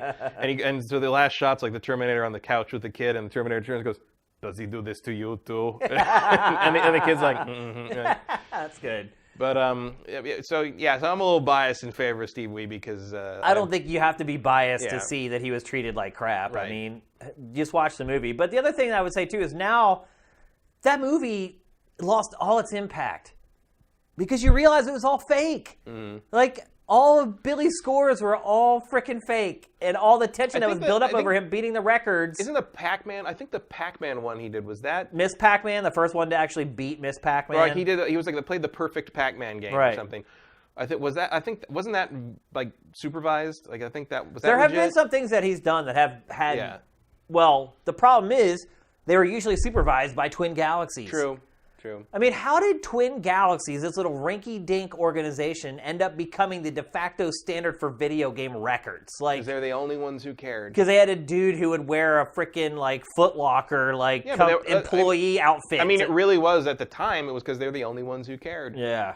Like, no one else wanted to. Something needs to happen here because if people are very passionate about this stuff, and there are people dedicating months, years of their lives to these records. There needs to be something better there. You can't just go on this flim-flam organization that was basically colluding with people who are holding records. I mean, to be fair, Twin Galaxies did rescind the Dragster record from him, so at least it's trying to make amends now. But, I mean, it's just funny. I get so wrapped up in King of Kong, and now you look back at it, and it's just like it was all a sham. But it was a Donkey Kong kill screen coming up. Yep. If anyone's interested. Yeah. Maybe that's the problem. No one's interested. Yeah, I mean, it's like that's the thing. It's hard to have a really firmly regulated body when like the only people who care are the people regulating it. Right. You know, like. Yeah. You know, and at a certain point, like, the fact that it took so long for anyone to even figure out that any of these things were fraudulent or might be fraudulent kind of indicates like how closely anyone's really paying attention to it. Yeah. And maybe one of the weird things about when Steve Wiebe tries to get it, it's like kind of things like, wait, someone wants to do this? Like, well, the other thing too is that now. There are tons of younger players who have destroyed both Billy Mitchell's and Wiebe's records. Like, in fact, the record was just set in January of this year. Someone got like 1.2 million, and they were talking about like just barely getting over 1 million in King of Kong. So that kind of takes a little bit of juice out of the story and the records as well, is that neither of those guys are even relevant anymore in that. Well, the new generation always moves in. Yeah, they came in and they took over. So well, the other, it's like you got to wonder, like, clearly Billy Mitchell is pretty good at Donkey Kong. Yeah, right? Of course, yeah. But like you guys got, with the Weeby era thing and like they're trying to recapture, like you got to wonder, like maybe he was that good, maybe he isn't anymore, and like and like that guy says, do you have the time? Do you have the inclination to spend months literally training to retake that record, or do you just say, I'll just do that? I know I can get away with that, so I'm going to do that. It's like, looks like it went one way or the other. And like the other thing, of course, like part of it, as I understood it, was like not even necessarily that like the Billy Mitchell record on the tape was fraudulent, but because it was not an arcade board, right? You don't know. It's not saying it doesn't prove he cheated. Here's the thing: if you record with MAME, you can easily splice footage together. And it's like even if you don't know he did that, the possibility means you can't assume. You have to have direct arcade board. Yep. So I'm glad overall that these guys were caught, and now the records hopefully will be legitimate going forward, because a light has been shined on Twin Galaxies as well, and it needs to get its house in order. And you're right; it is, regardless of how or why, it is the de facto record holding. I mean, the Guinness book gets its stuff from Twin Galaxies. So it is the de facto organization. Hopefully, all the uproar over this and the light that's been shined on it will get Twin Galaxies' house in order, and it'll be something that we can trust going forward. So we'll see. Next, we're going to talk about, well, actually, we're not going to talk about anything. As I like to say, when the content's low, we go high-low. And so we're here to play high-low this week with Mr. Kyle. Kyle has not seen any of these questions. In fact, I deleted them from his rundown of the show, so he could not prepare for these in any way. All these answers are off the cuff. And just so you guys know how it works is, I provide a scenario and a number, and then Matt needs to tell me if ultimately the outcome will be higher or lower. And I have 4 here for you, and I think they're 4 pretty good ones. Are you ready? Mm-hmm. Copies of Kingdom Come Deliverance sold in 2018, and just before you answer that, it sold 500,000 already in just a couple days. The reviews are pretty low. So, copies of Kingdom Come Deliverance sold in 2018, and the number is 1 million. Higher or lower? Higher. Higher. Yeah. You think even with the reviews and kind of the launch hysteria gone? Yeah. I think so. I mean, just momentum is going to be there, and I mean, the studio had already said they expect to hit 1 million by the end of next week. Really? Yeah. So the reviews have not slowed down sales at all. Doesn't seem like. I mean, people are, at the very least, they're curious about it, because like I said last week, there's not really anything else like it on the market right now. And I mean, it was the #1 game on Twitch the day it came out. Like, that's crazy. Like, people were, also, that game is not a spectator sport. No, like, believe you me, like that is not a thing. Slow burn.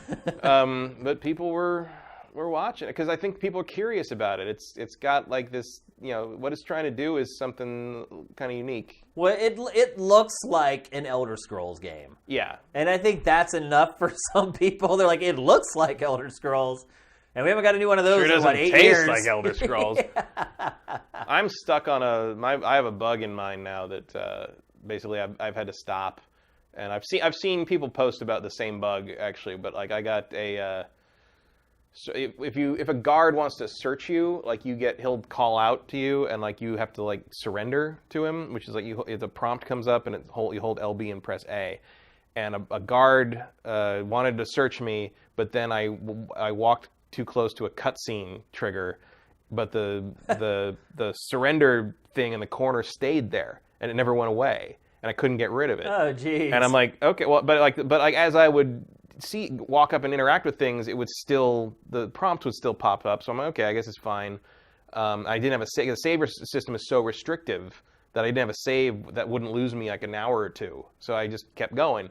And I went off on this, the rest of the quest, and sent me all the way afield over here, and over to this thing, and then this thing happened. I went over here and went to this, and finally, after like 6 hours of game time, I got back to my house, the place that I live, my character live, and I went to get in the bed. And the way you sleep in a bed is you have to hit the A button and sit on the bed, and then you have to, when you're sitting on the bed, you have to hit the A button again to sleep.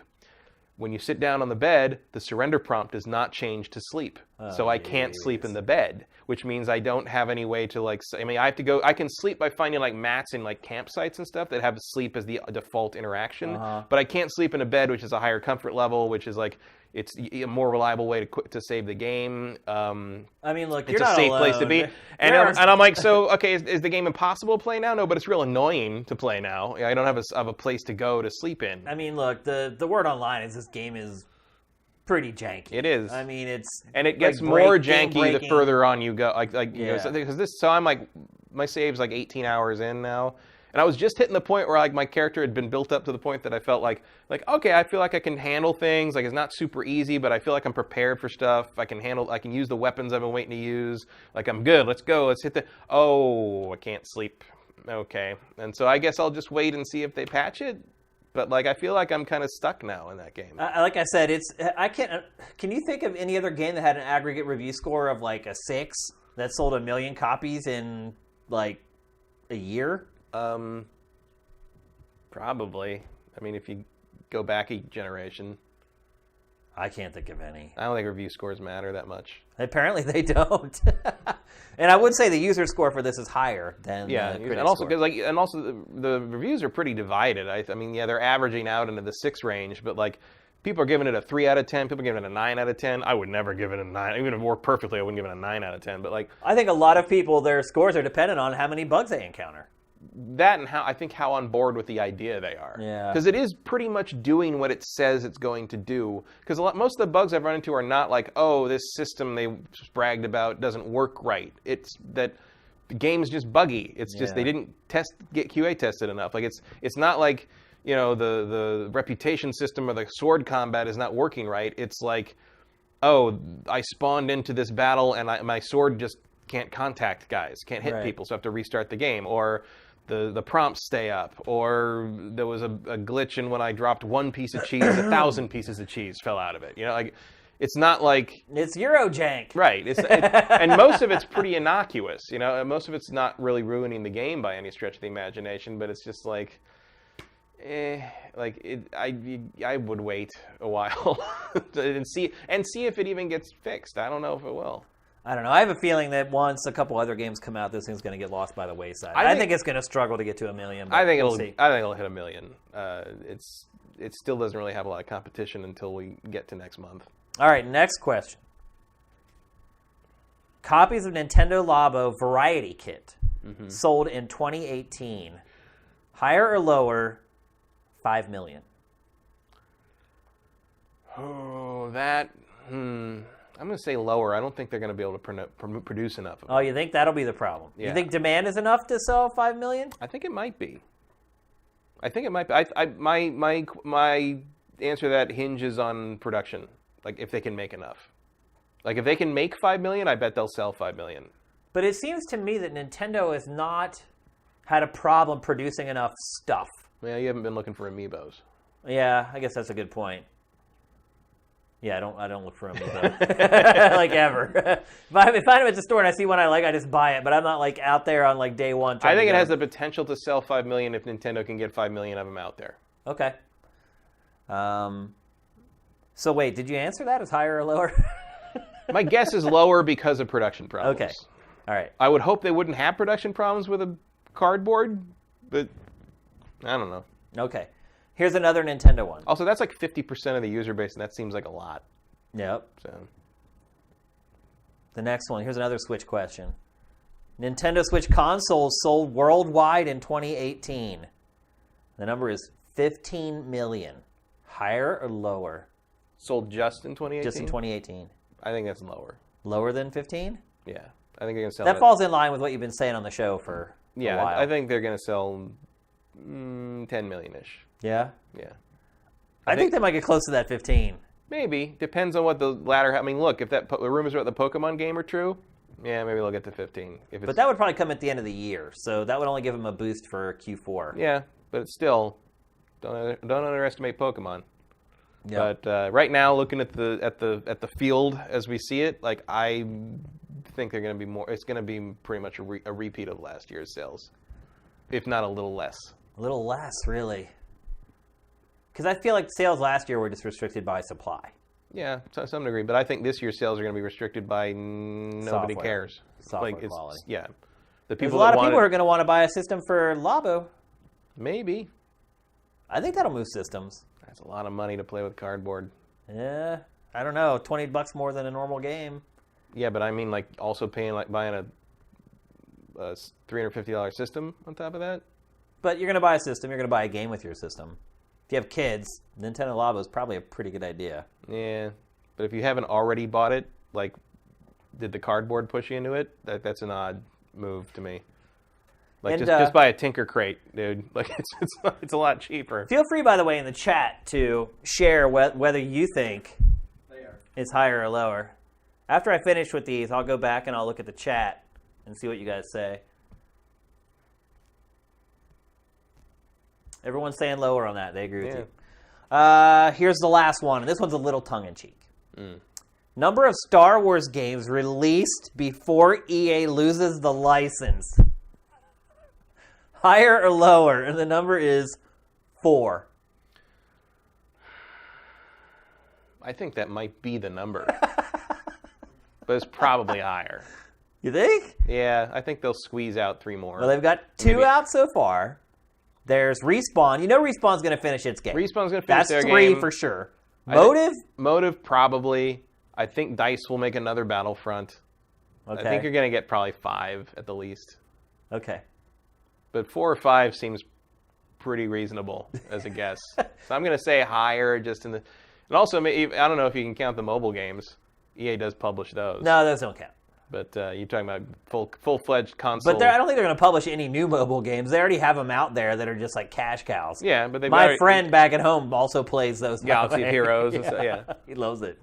I play Galaxy of Heroes. He tries to get me to play all the time. And I play a lot of those like licensed mobile games until it hits the point where I clearly have to spend money to keep going at a reasonable pace, and then I just stop. Like it's just, it's fun for a while when they're running through the tutorial and everything's like they give you all the free stuff to keep going, and then I was like, oh, now I gotta wait. Once you actually have to start thinking about whether you want to pay money or not. I'm like, I gotta wait like 3 hours to shoot a gun again. It's like, no. Uninstall. No. Yeah, that's what I do. Let's see what people say. They're saying higher, lower. Some people are saying total 4, lower. Actually, they're kind of torn on that one. Yeah, are you saying no? Actually, most people are lower. Well, are you saying including the ones already released? Yeah, of course. Yeah, so I think they'll get 2 more out before the fire burns them to the ground. Yeah. Okay, there you go. That's high-low. Always a fun topic. Mm-hmm. When the news is slow, we go high-low. All right, let's move on. I'm going to talk next about a game I've been playing over the last couple weeks. It's been out for a while on PC, but it just now is releasing for consoles. I think it actually came out on Tuesday for PS4 and Xbox One. It's called Mutant Football League, and it's kind of harkens back to that old school game from way back. Mutant League Football? Yeah, they've just kind of warped the name around a little bit. Well, it's Mutant Football League now, and it used to be called Mutant League Football. Another EA franchise shoved in the back of the vault to never be seen again. But I love that they've just kind of swapped the name around a little bit and managed to release this game. The nuked London Hatriots. Yes. Yeah. And so you may outwardly watch this and be like, "Oh, this is just another NFL Blitz game." And in a lot of ways, it is. It's an arcade-style football game with over-the-top hitting and all that kind of thing, but it's like the best NFL Blitz ever made. Like, I am pleasantly shocked at how good this game is. I saw a couple people last year gave this sports game of the year, and I kind of chuckled and laughed at it, and I was like, oh, whatever. Well, one of my contacts was working on this game, and they were like, hey, we're sending out review codes. I was like, well, I'll check it out. I like football, and I haven't played an NFL Blitz for a really long time, so I figured I'd give it a whirl. And I've been pretty blown away by actually how good this game is. It is... The core of it is NFL Blitz. And to be perfectly honest, it even has the same exact announcer as NFL Blitz. Tom Brady is bomb shady. Oh, yeah. So they have mostly, they're all spoofs of real teams and real players.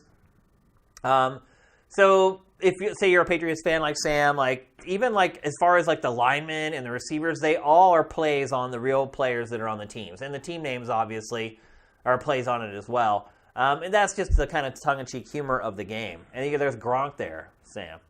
But do they have Da Bomb? Da Bomb? Yeah, the play from Blitz. Oh, no, they don't. So, like Blitz, the playbook is pretty limited, but it mixes things up pretty extremely. For instance, you can kill players. So, if you hit a player on the other team hard enough, and of course there's after-play shenanigans where you can pile on an elbow drop into wrestling moves and all that sort of thing. You can actually kill players on the other team. And then a reserve will come in that's not quite as good. But what makes this game different is that there are essentially power-ups in the game that you can use. And some of them are like crazy actions. Like you can get a chainsaw. And when someone comes up to tackle, you can just saw them in half. You can bribe the referees to basically, no matter what happens, call a playback. You can transform players on your team to where they're like 40 feet tall or whatever. They're impossible to tackle. And a lot of it is strategy and how you deploy those power-ups. So I've really been enjoying this game, believe it or not. Like I was like, I'll give it a whirl for a little bit. And the more I played it, the more I liked it. The better I got at it, the more I liked it too. And I think it's selling for like $15. It's not Madden. It's not as deep as Madden. The playbook probably has 20 or 30 plays. But if you like the concept of American football and you like kind of over-the-top arcade-style stuff... It kind of looks like Blood Bowl. Yeah. You've ever seen that? Yeah, well, Blood Bowl is a strategy game. It's a turn-based strategy game, yeah. This is full real-time football. So... I mean, the original games were basically Madden with monsters. Yeah. Yeah, this is arcadey. Because they made, they made Mutant League Football and Mutant League Hockey back in the day. No, that's right. Yeah, I forgot about the hockey game, actually. I like those games. I also watched the cartoon. It was a Saturday morning cartoon of it. Really? Mutant League Sports, yeah. I did not know that. I think it was just called the Mutant League. But yeah, it was like... Really? It was like, yeah, there were actual characters, and they all played different sports every week. But I know a lot of people have called for NFL Blitz to come back. There's really no reason for it to come back. Because this is... I wanted the Mutant League stuff to come back, because I always thought that was fun.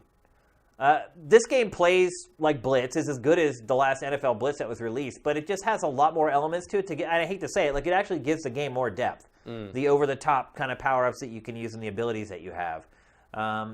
It just gives it an extra layer of strategy on top of the typical Blitz formula. And it also makes it a lot more unpredictable as well. Because it's like there are times where the field has like volcanoes in it, and that affects like where you kick off. It's like, do you kick the ball near the volcanoes so that they have to navigate around the volcanoes while they're trying to return the ball? How much is it? Like $15, I think. Because like the chat's saying it's full price in the UK. What? This does not seem like a full price game. No, to me. I would not buy this for full price. Heads up, if they're trying to get full price for this game wherever you're living, do not buy it for full price. I would pay $20 for it though. If you like American football and you miss NFL Blitz. Obviously, it's not licensed, so you're not getting the real players. But I think they've done a pretty good job, not only recreating the players with tongue-in-cheek, but also still giving those teams kind of the identity that they really have. Nuke London Patriots is great. I just want to buy it just for that. But, I mean, if you play with this team, like you're a pretty balanced team. You can run the ball well, you can pass the ball well. If you play for the Pittsburgh Steelers, like rip-off that they have in the game, like they're pass-heavy. Their running game isn't quite as good. You're better if you pass with them. So, what are they called? They're called like the Blitzburg something or other. I don't know. Most of them are pretty stupid. To be honest with you, the Blitzburg Mithrils or something. They're like the Blitzburg Iron Workers or some stupid crap. Not all of them are as funny as the Patriots name, but like I said, it's not really about like the trimmings. So you can see a saw going across the field right there. It's not necessarily about the trimmings in the game that make it good. It's just a really good arcade style football game that's pretty well balanced despite all kind of the wacky hijinks that happen in the game. So. Didn't want to spend a ton of time on it, but it's something I've been playing. I wanted to give you at least 5 to 10 minutes on it. I know some people hate Madden, but still like kind of the old arcade-style football games. And this is a really, really good example of it. I have the PlayStation 4 version. It runs great. No slowdown, anything like that in the game. Yeah, so I recommend it. I do not recommend buying it for $60. That's insane. $20 is the most I would pay for this game, absolutely. And maybe that resets the market for arcade sports games as well. Although it does seem like a lot of arcade sports games are coming in now at like that $20, $25 mark. Yeah, seems about right. Yeah, because there's that, what was that basketball game that just came out not long ago? Asking the wrong person. Yeah. But it was like $20. It was like an indie game or whatever. But it actually had like licensed players in it. So there you go. Mutant Football League, not Mutant League Football. We're going to talk next about bad games. And out of curiosity the other day, I went on Metacritic and I tried to find what the worst games were of last year. I could not find it easily on the site. So I just went to Google and typed in worst games of 2017. Mm-hmm. And oddly enough, I found Metacritic's link to the worst games of 2017. And I went and looked. It was basically a list of the 10 worst reviewed games of the year. And like the lowest score was like a 41. Mm-hmm. We don't use the whole scale very often. Well, that's part of it. The other part of it is that Metacritic doesn't have like all the crap games from Steam on there. Right. Like a lot of the stuff that Jim Sterling covers or whatever it has fun with. They're not on there. But the worst game on there was like a 41 out of 100. And so it's kind of becoming apparent that games there just really aren't bad games anymore. Would you agree with that? Well, not if you look at the stuff Jim Sterling's playing. Yeah, but do those count as games? Well, they're there. I mean, you and I could finish the show today and sit down at the PC here and start pecking out some code. Does that mean that that's a game that should count as a bad game? I mean, it's like if you're talking about stuff that like outlets actually deign to review. Right. Like, yeah, games are probably better than. I mean, you're probably not going to get something as broken as Big Rigs. Yeah. That was an actual packaged product. Came out in a box. Yeah. People actually bought that.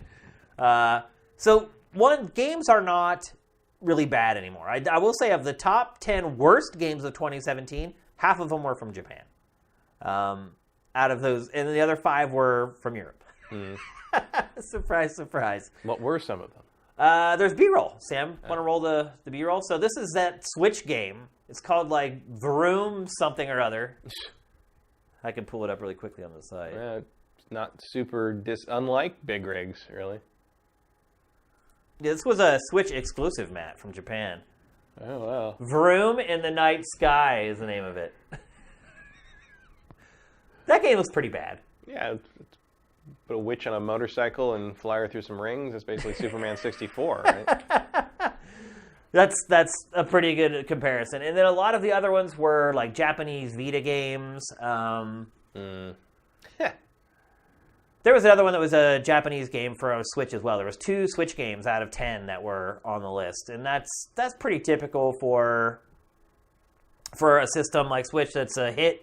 Mm-hmm. And it's new on the market. There's a big rush to just get whatever you can onto the system, and that's really been happening with Switch, man. It's just what is this? Is turning this like some fake ass. It's road rage. Oh, yeah, some fake road rash. Yeah, yeah. It's called Road Rage. So it's fake road rash. And then there's Troll and I, which was. Do you remember that game? Yeah, I remember. That's that. one of the 10 worst reviewed games of the year. But that tied into another category another topic that I want to discuss today, and that was Valve. Was that Valve pulled a developer from Steam for reviewing its own games? Whoops. Yeah, there's another high quality product. Look at that frame rate, even in your trailer. You can't even get the frame rate good for your trailer. That's when you know you got problems. Cinematic. Yeah, I think this is Troll and I actually. Yeah, it looks like it. So that ties into the other topic I wanted to discuss, which was Valve pulling a developer from Steam for reviewing its own games. Yeah, Jesus. That is not an endearing creature design, gentlemen. And the funny part is it's like your friend throughout the game. It's like your ally. Yep. So anyway, the thing I wanted to talk about was how there are no bad games and how that ties into this problem that Valve is having with this developer who went and reviewed its own games and it kicked it off of Steam. Matt, do you think that's right? Look at these awards it got, by the way. PlayStation Haven. Heard of any of those Heads up, do not trust PlayStation Haven for your game reviews. Probably, all the publications that signed off on putting their name in that trailer now completely regret it. They're like, oh God, what have we done? But how do you feel about that, Matt? Do you not think it's okay to review your own game on Steam? You probably should not review your own game, no. Really? No. Well, it's not like you launched a website and you're trying to act like you're this editorial outlet and you're reviewing games anonymously. No, but you're messing with the aggregate score on the Steam listing, and if some of these games are so small that who knows, there's so few people who play them and then review them, like you might really be impacting the average and like might be fooling someone into thinking it's better than it is. Like I don't know. But that's how it like kind you shouldn't have to review your own game. It should speak for itself. Like if people like it, they'll review it. So let me explain how those two topics tie into each other. It's the fact that there aren't a lot of bad games anymore, and so most games are at least average. At least I guess depending on what review scale that you actually use. But there are so many games on Steam, and most of them are adequate at least and not completely broken, and therefore it becomes almost impossible for you to get any sort of exposure to any kind of audience. You're basically sending your game out to die on Steam, unless it has a big marketing budget or it's a AAA game, which those two things kind of go hand in hand. But imagine you work on a game. It's pretty good. You put it on Steam, and nobody ever reviews it. No one ever even knows it ever exists. Well, welcome to G4, I guess. Like, really, I mean, like, yeah, it's a problem, but like that doesn't mean you start reviewing your own stuff. But why is that not okay, though? I'm pretty sure. Isn't it Valve's problem that it hasn't given enough exposure to the game to get actual reviews on there? I don't think that's related. Like, I think it's like, I'm pretty sure I know what you think of your own game. Like, really? Yeah. Well, I mean, you know what they're going to review their own game. Yeah. They're going to give it as high a score as possible. Yeah. So like, I don't like that's not the way to do that. Like I guess you got to use social media. You got to do whatever you got to do to get the word out there. I mean, sure, I've discovered some games that never got anywhere, like Aztez. I think that should have been more successful than it was. But I don't think that's actually a great example. I don't think the solution to that was to start having the developers write their own reviews of it. Like that's not going to build any confidence. But look at it this way, Matt. So nobody was paying attention to their game. It had like no user reviews. They review it. Valve kicks them off Steam. We're talking about it right now. We're not going to do them the service of telling people what the game is, but plenty of publications have. Mm-hmm. So ultimately, is that a win for the developers? I don't think getting kicked off the biggest marketplace for your product on your chosen platform is really a win. But if you had zero sales in the first place and zero visibility, and now all of a sudden you're getting written about. Where are you going to buy it, though? Direct from them or GOG or whatever. That's a lot of effort to go through to get something that couldn't even get its own reviews written. Like what is the solution though for these developers that are just getting swallowed up? I don't know. Like, I don't know. If I knew that, I'd probably be doing that. Frankly, it'd be your company to expose. I mean, Steam is a giant juggernaut of anonymity and loss, I guess. I mean, some of these games do bubble up from nowhere. PlayerUnknown's Battlegrounds, like it's not impossible, but it's just like anything else. Like great success is rare. It is. I mean, Steam is becoming increasingly impossible for most studios. And it depends. I find if you take a chance on a couple of things, you'll get shown more stuff like that. Their algorithm's not bad. That's one of the reasons Jim Sterling thinks Steam is full of terrible games, because he's buying them. He's buying and playing terrible games. I've never seen any of that stuff served up to me, ever. And it's because I don't buy them. Right. Even when I look at them, because like Jim will do one of those Jimpressions things, and I'll go look. I'm like, yeah, it's a real thing. Look at that, it's right there. He didn't invent it. It's right there. And sometimes I see stuff that comes out of nowhere. One of my friends did on Steam did some thing where he liked whatever, and it was like a dating game about dating dragons or some shit. So for a period of, and I was like, what the hell is that? And so for a period of time, like I kept getting dragon dating games popped into my. There's like 4 of them. Yeah. And like I'm like, would I have ever seen that otherwise? No. But like, am I gonna buy them? No. But I saw them. Yeah. Like, I don't know. Maybe pick a better screenshot. Most of them do not have very good art. Yeah. Surprisingly enough. It's a shocker. I mean, the other thing that kind of brought this topic up for me is that in the last few months, there's been 4 or 5 patrons or Sifted subscribers who have told me that they're working on indie games. And they've been asking me for help. They're like, how do I get noticed? How do I connect with an indie publisher like Devolver or one of the other guys? What should I do at E3? Yeah, I mean, I think because they're all coming up against this wall where they're working on projects that maybe a lot of people would like, but there's zero chance of anyone ever discovering them. Right. Well, I think you got to submit to all those indie. That's what I always tell them. I'm like, you need to enter the festivals. Get into festivals. Get into PAC. I mean, look, man.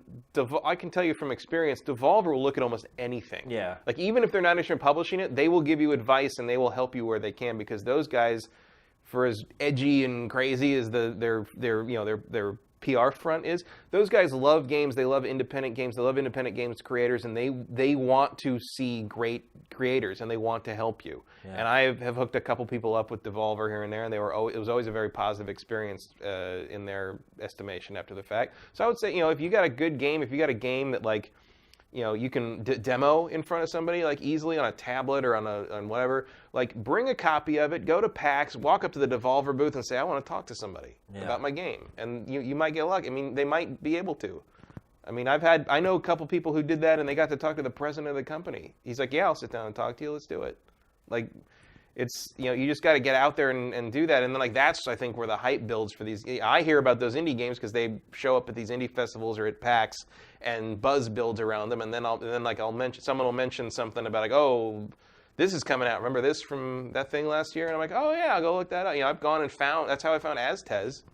Is like, I remembered somebody mentioned that at some PAX thing or something, and I saw a thing maybe on Sifted or it said like this is coming out soon or something. Yeah, we did a dossier and it was in it. Yeah. And I was like, oh, okay, I'll take a look at that, and like I bought it. That's how it sold it to me. But if it had just gone up on Steam with no fan, no exposure beforehand at like these festivals and these kind of shows, like I would never have heard of it. Do you think Steam needs a better filter before it allows games onto its platform? Maybe. It almost feels like Steam is becoming, over time, like a self-defeating cycle, where the more products that get on there, the less well the products do.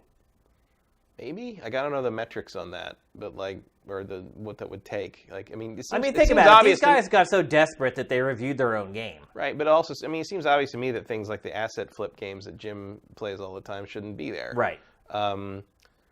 Which, if they weren't there, maybe it would be an easier market, or it would be you'd have less skepticism over something you'd never heard of. I mean, I certainly feel that way about things. If something pops up that I've never noticed or seen before, I'll definitely look at it sideways for a bit before I try to figure out, is this a real game or is it just like a quick cash in kind of thing? Yeah.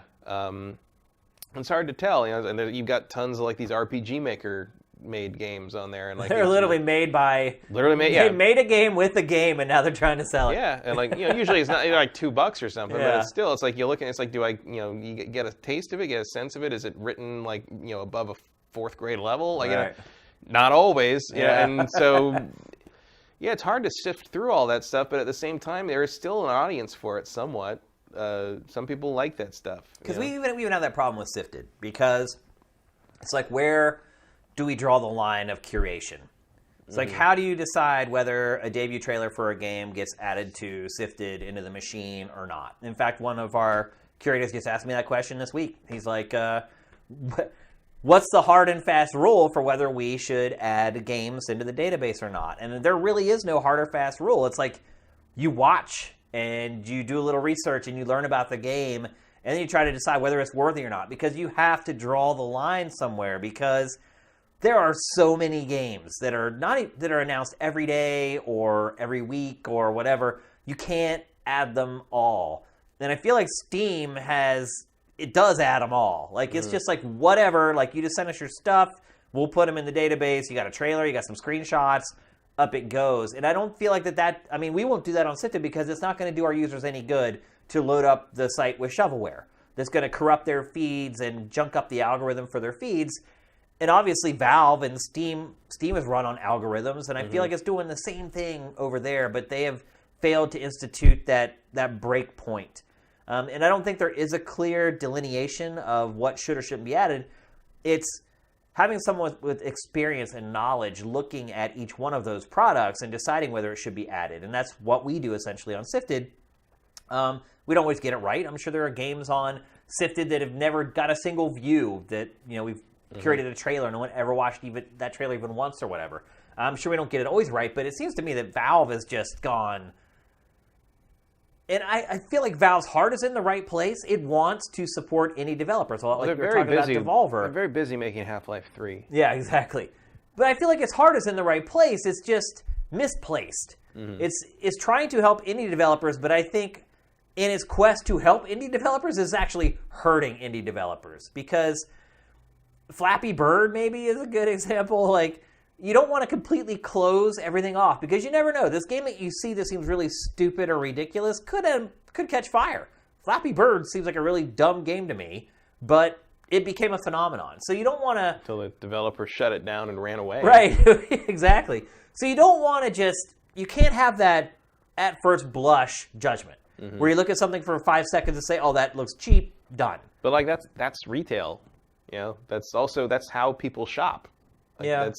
You can't really change that. You can make it easier to find things, but like I feel like I find things pretty often that like aren't necessarily huge mainstream like promoted hits. Like I've had a couple indie games that I mentioned where you're like, I don't even have that in the database. Like Rogue Galaxy was not in the database, even though I thought it was a pretty high profile thing. Yeah.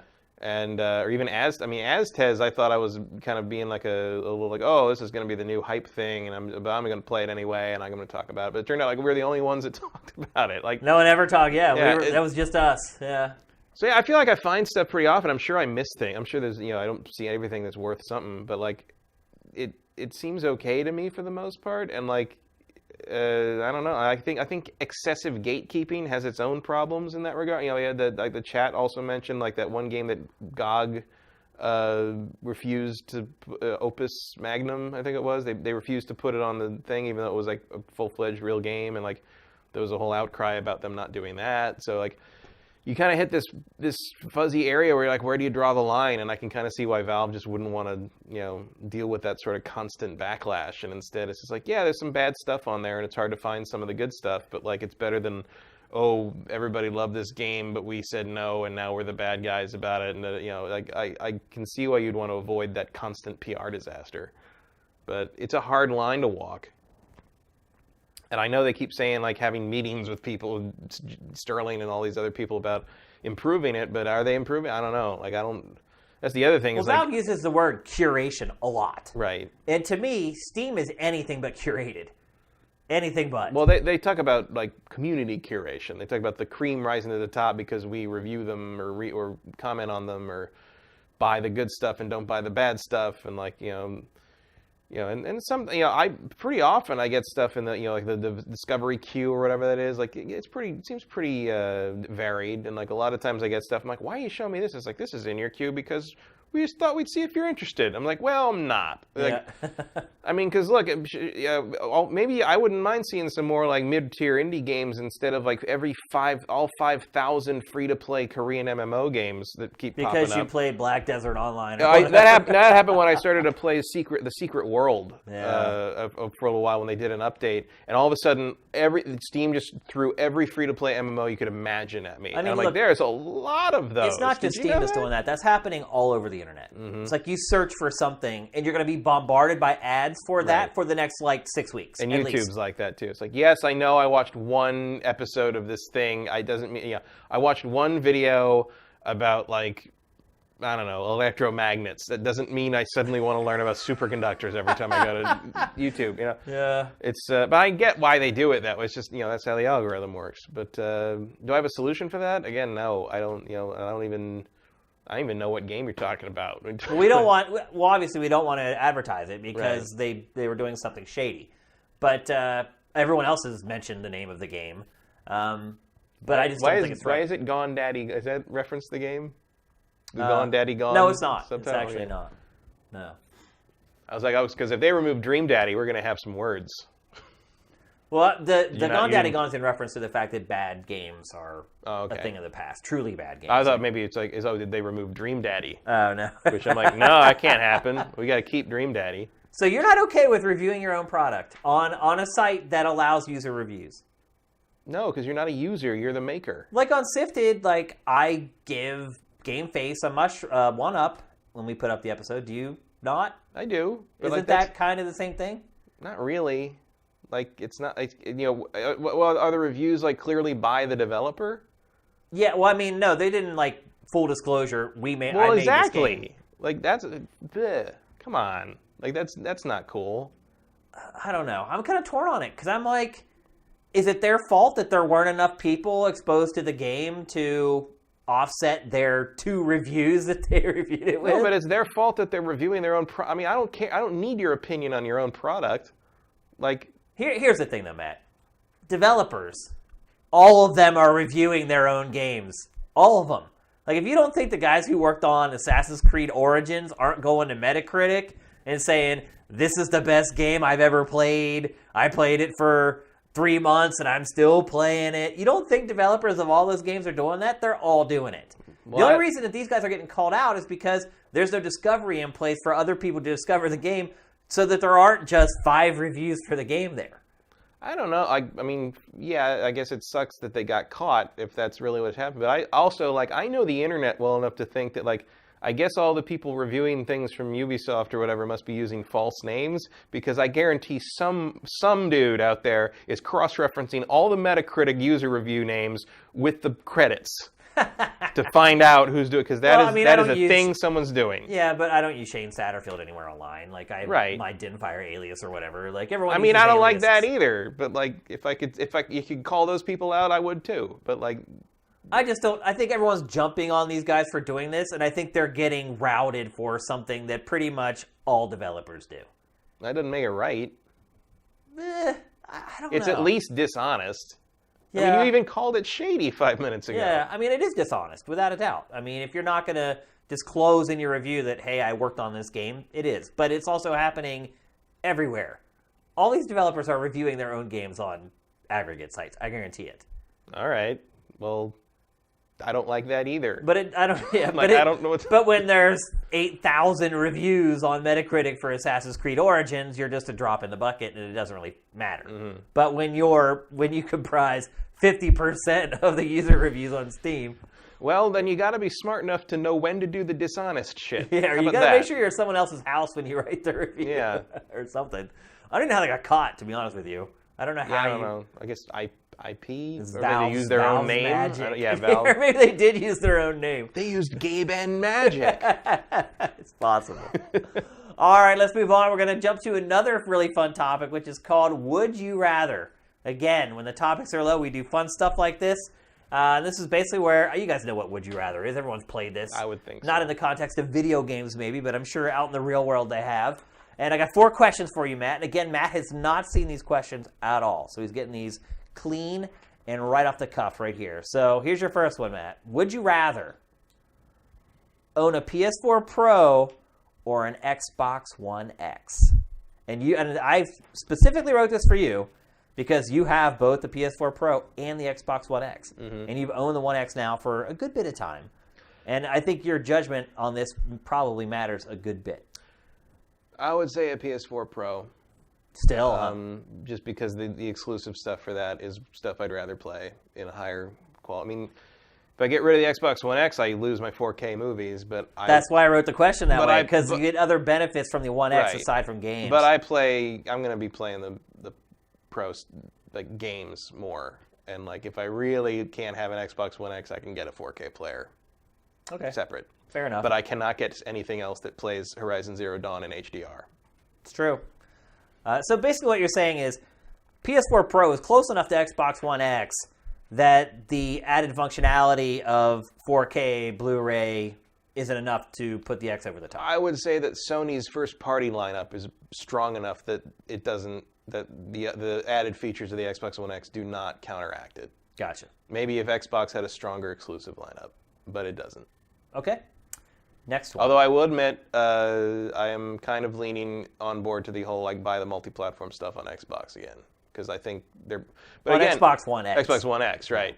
But it's I'm kind of waiting for the Digital Foundry stuff on that too, and because I got Kingdom Come on Xbox One X, assuming it would perform better on Xbox One X, but I don't know until Digital Foundry puts up a comparison or something. Well, I believe if you go to Sifted right now. I think, in fact, sort it by today. I think I saw earlier. Oh, yeah, there it is. Right there it is. Well, I'll watch it when I get home. Yep. since I'm not playing it anymore. Yep. So there you go. When you get home, you can see which one's the best. But yeah, Sony's first-party output is so strong and something I would want to play in the highest quality. Okay. So I would pick that if I had to. All right, the next one. Would you rather buy a new graphics card for your PC or a console? A console. Because installing a new graphics card sucks. I'm assuming that you don't. That I'm not talking about you specifically. Say you're somebody who has an old graphics card and doesn't have a console. Right. Would you instruct them to buy a new graphics card or get a console? It depends what they want to play, but like if you're just assuming something that's the same all around. And let's forget the fact that GPUs right now are like double price Right, because like- of Bitcoin mining. Right. Let's just take that part off the table. It depends if they're willing to do the take the computer apart and put the thing in. Like We'll assume that they will yeah, well, I'd say graphics card probably, over a console. unless they want to play PlayStation games. Yeah. I mean, it's gonna if you're just talking about getting the best performance and the best looking stuff, like you're gonna get it on a PC. Unless you also I will say this, I've been spending a lot more time with PC gaming the last month. and For whatever reason, a lot of the preview code and stuff I've been getting has been coming in on PC, and I've been spending a lot more time PC gaming than I have in a really, really long time. I'm beginning to regret not waiting for the PC version of Kingdom Come. No, really? I feel like it'd be easier to tweak. Probably. And deal with the bugs. Yeah, you can go in and mess with the files and Yeah. maybe get it to maybe have the crowdfunded fix, basically. Right. Yeah. Yeah, I mean, I played Subnautica on PC. It was great. PC's great. It's just like it just doesn't help you if you want the added things that consoles give you, and in terms of 4K player or couch play or whatever. I mean, I can Steam Link to the main TV in my living room, but like there's a lag to it. Yeah, like, I will not. I've had my Steam Link now for like a month and a half, and I have come to the conclusion I really cannot play games. It's fun. I mean, I tried to play Arkham City, and it's just the lag is too much. You can't do the counters. So it's a nice trick. I can't play a shooter on it. I Yeah. can't play any action game. Like, it's good for like turn-based stuff. Mm-hmm. And I like being able to stream basically whatever's on my monitor of my PC out to my TV. Yeah. And it looks great and it sounds great. But to play games on it, and mine's hardwired. I don't know if yours is. Yeah. Mine's hardwired. It doesn't seem to. Yeah, PC's hardwired and the Steam Link's hardwired. Me too. Like it doesn't. I mean, the speed of light is a thing. Yeah, so. Yeah, it's a thing. All right, next question. And this one I wrote personally for you because I know you're a fan of one of these games. Would you rather get a new F-Zero for Switch or a new Banjo-Kazooie for Xbox One X? I would rather get a new Banjo-Kazooie. Wow, you surprised me with that one. Well, because I don't play racing games as long as I'd like to think I do. Yeah. It'd be nice to see F-Zero again. But I'd like if it was a full-fledged, like, no bullshit Banjo 3. Banjo 3E. Like I would be more into that. My thing is that I don't really feel like the people who could make that exist anymore, but or are a part of the team anymore. You know what I mean? Because like Rare made Nuts and Bolts, which was not acceptable to me, and the people who made Banjo made Ukulele, which was also not particularly good. So I guess I'd say, like, in an ideal world, if you're talking about like both games are going to come out as good as they possibly could, I would prefer Banjo. But in a real world scenario, F-Zero would probably be the better game. So maybe depending on who developed it, I guess. So in a magical perfect world, Banjo. In our world, F-Zero. I agree with you. I would choose Banjo as well. I would love to see what a Banjo game would look like on Xbox One X. Holy cow! And I will also say this: like, my faith in Rare has been restored somewhat after playing Sea of Thieves, because it had kind of been stuck working on these Kinect games for the last several years. Oh, I hate this game. I know. Nuts and bolts. Yeah, it's so not what I wanted. I know. And we waited so long for it too, and that's what we got. But my faith in Rare has been somewhat restored after playing Sea of Thieves. Obviously, we've talked about it. We both have kind of issues with it here and there. But it proves to me that Rare can still make a really big game and make it really polished and really fun. So, yeah, I'm with you on that one. I would also choose BK on Xbox One X. How glorious would that game freaking look? Here's the last one. Would you rather, as a PlayStation 4 owner, buy a second console or get PlayStation VR? I mean, I guess. I think a lot of people are in that situation right now. Yeah, you mean like an Xbox? Like an Xbox or a Switch, or get PlayStation VR. I mean, I would get another console. Yeah. Yeah, PlayStation VR is cool, but since I moved in November, I have not taken it out of the box. Yeah, but you've had it for a while. Yeah, but at the same time, I can't imagine. Look, if you got to pick one, I can't imagine you're getting more enjoyment out of the VR right now, the PlayStation VR right now, than you would from like Mario and Zelda. I agree with you 100% as far as raw time of enjoyment, no question. But it's a different kind of enjoyment with PlayStation VR. Yeah, it's just if I had to pick, like another console is not it's not a question. It'd be one of the. I mean, probably a Switch. Like if I just had a PlayStation, I know other modern consoles, and you say you can have one of these other things, pick one. I'm pretty sure I picked the one with Zelda on it. You take Switch. Yeah. Yeah. Just to play Zelda and Mario. I mean, frankly, longevity be damned. I'd want to play those two games more than I want to play anything on PlayStation VR and anything in the immediate future of Xbox. I don't know. I mean, I have PlayStation VR and I hardly ever use it either. It's still collecting dust underneath my in my entertainment center. But I do think about the first month or two that I had it. It was pretty magical at first. Yeah. And there are some pretty good games coming out this year, so I will give Sony credit. Despite it not doing exceptionally well, it is not bailed on it. And there are still tons being supported of games that appear they might be good. I think that's been the problem with VR, is that there's been a lot of stuff that appeared like it might be good, and ultimately it wasn't. But again, I know that because I've owned one. So I don't know. I guess the whole crux of the question is, do you want to be able to play exclusives from Nintendo or Microsoft, or do you want to be able to play VR? I guess is really what the question is. I mean, I'm a big sucker for exclusive stuff. Yeah. Well, most people are, I think. Especially the Sony and Nintendo stuff are basically the reasons to own those systems. They always have been. I mean, that's why I had a PlayStation 3. I never played multi-platform stuff on it. I only played Sony stuff on it because they made stuff that I thought was worth having that system for. And I think Nintendo generally makes stuff that's worth having their system for.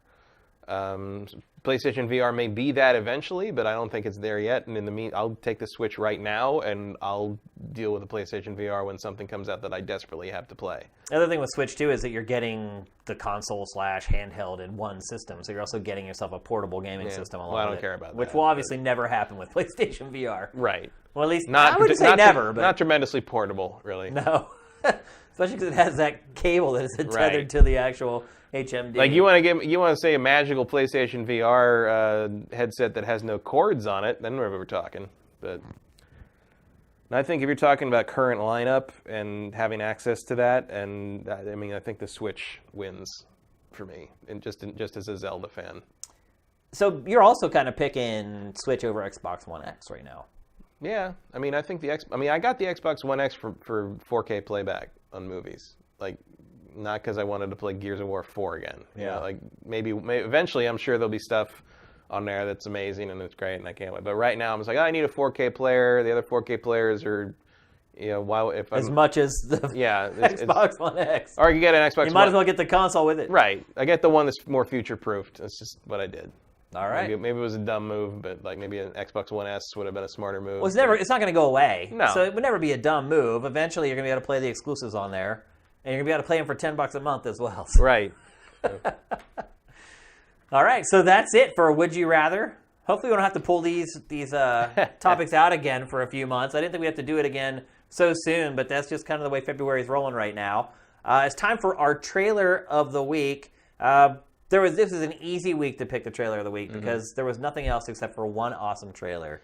And that is Kingdom Hearts 3. They showed off at, what's it called, D23? D23 in Japan? Yeah, in Japan happened, and they showed off a brand new trailer for Kingdom Hearts 3, which, the big news here, Matt, is that Square Enix is still sticking to 2018. Yeah, believe it or not. On the record there, said this year. So it looks like Kingdom Hearts 3 might be coming this year, and they unveiled at D23 Monsters, Inc.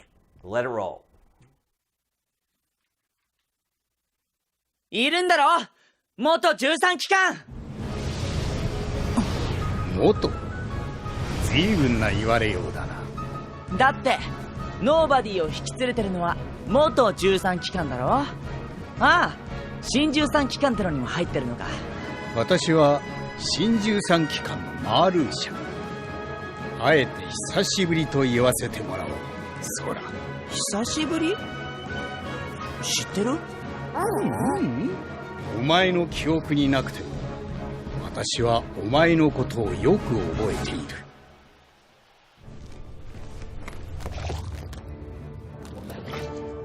今日こそあの黒いモヤモヤをやっつけるぞ。作戦開始だ。ワン、ツー、待て。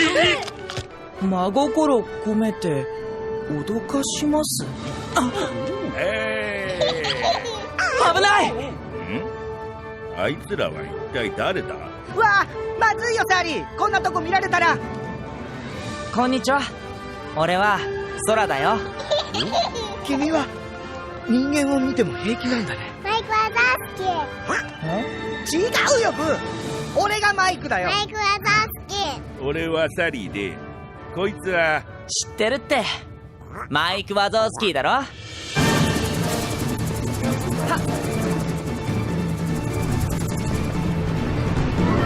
やっそれはっさっよっさっ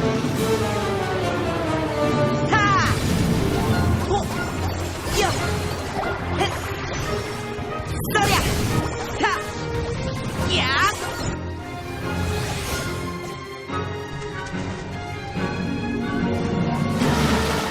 それ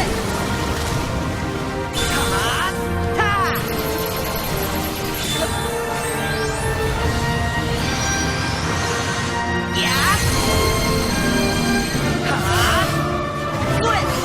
はっ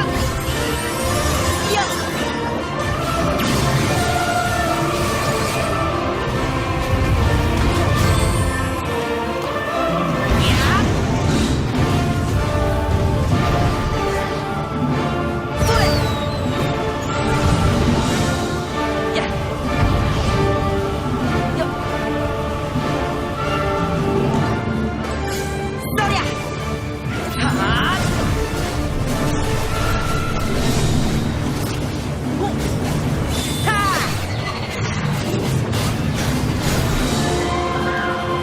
やっ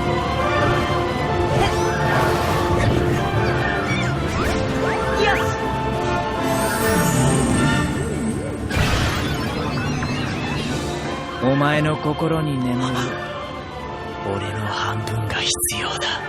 バニタス。ベンテス、そんなところに隠れていたとはな。俺の心の残滓。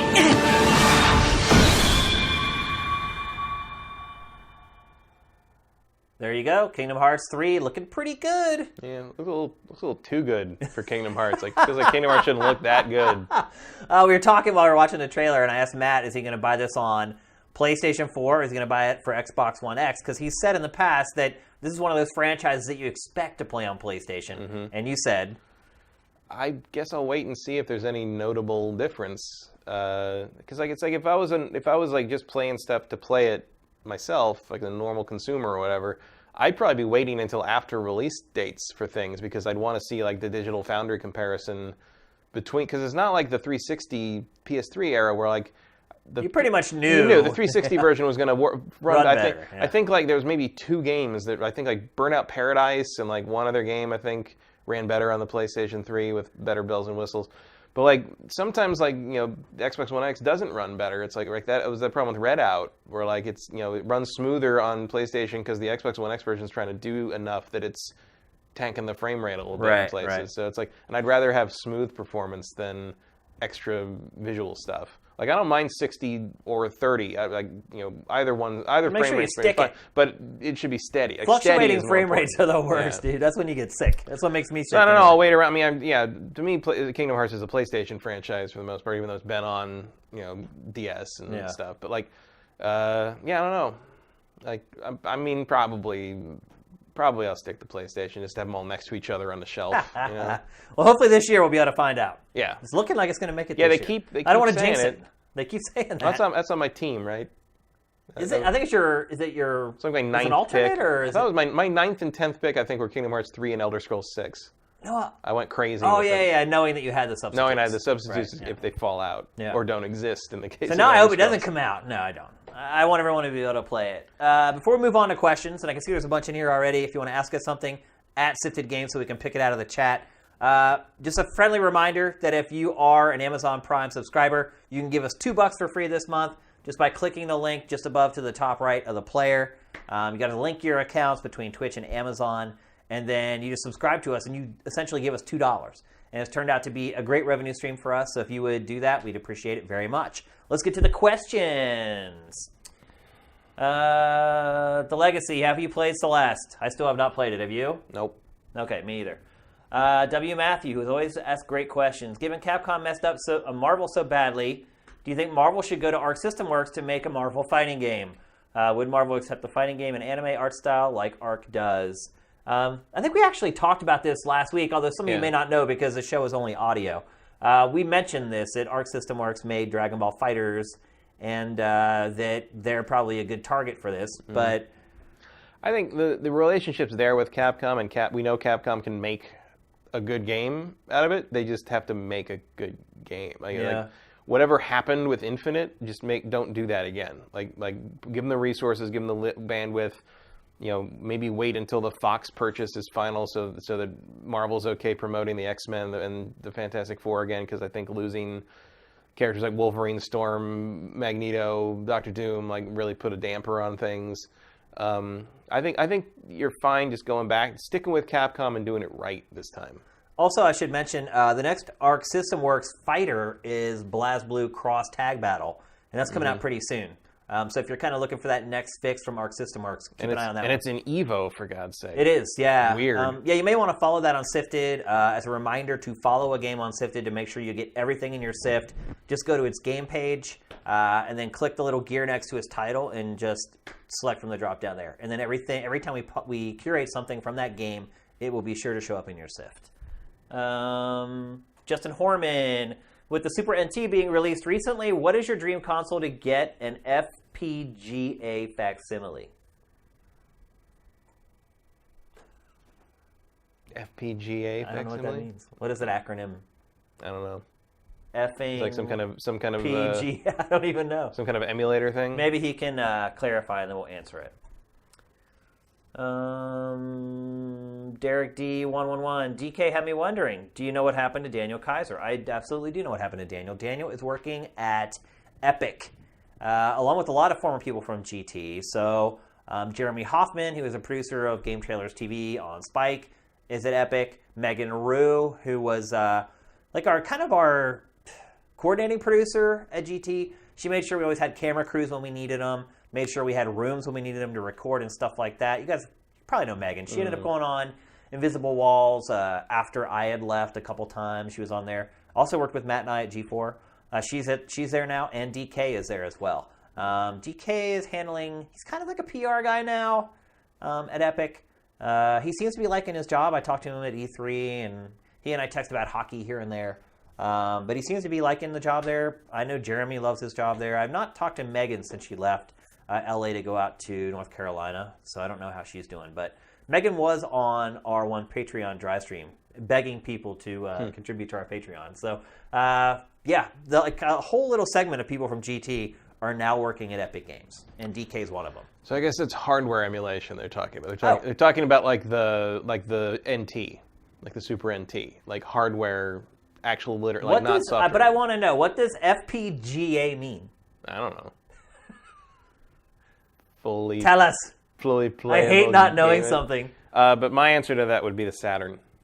So he's asking what console you would like to get. To have a perfect, not just emulated, but play on HDMI, up-res everything properly. I would pick Saturn, because I have a whole lot of Saturn games that I can't really play anymore.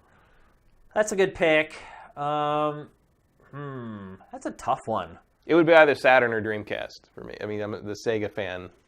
I would go Dreamcast 100%, because I feel like the Dreamcast would benefit the most from having an HDMI out.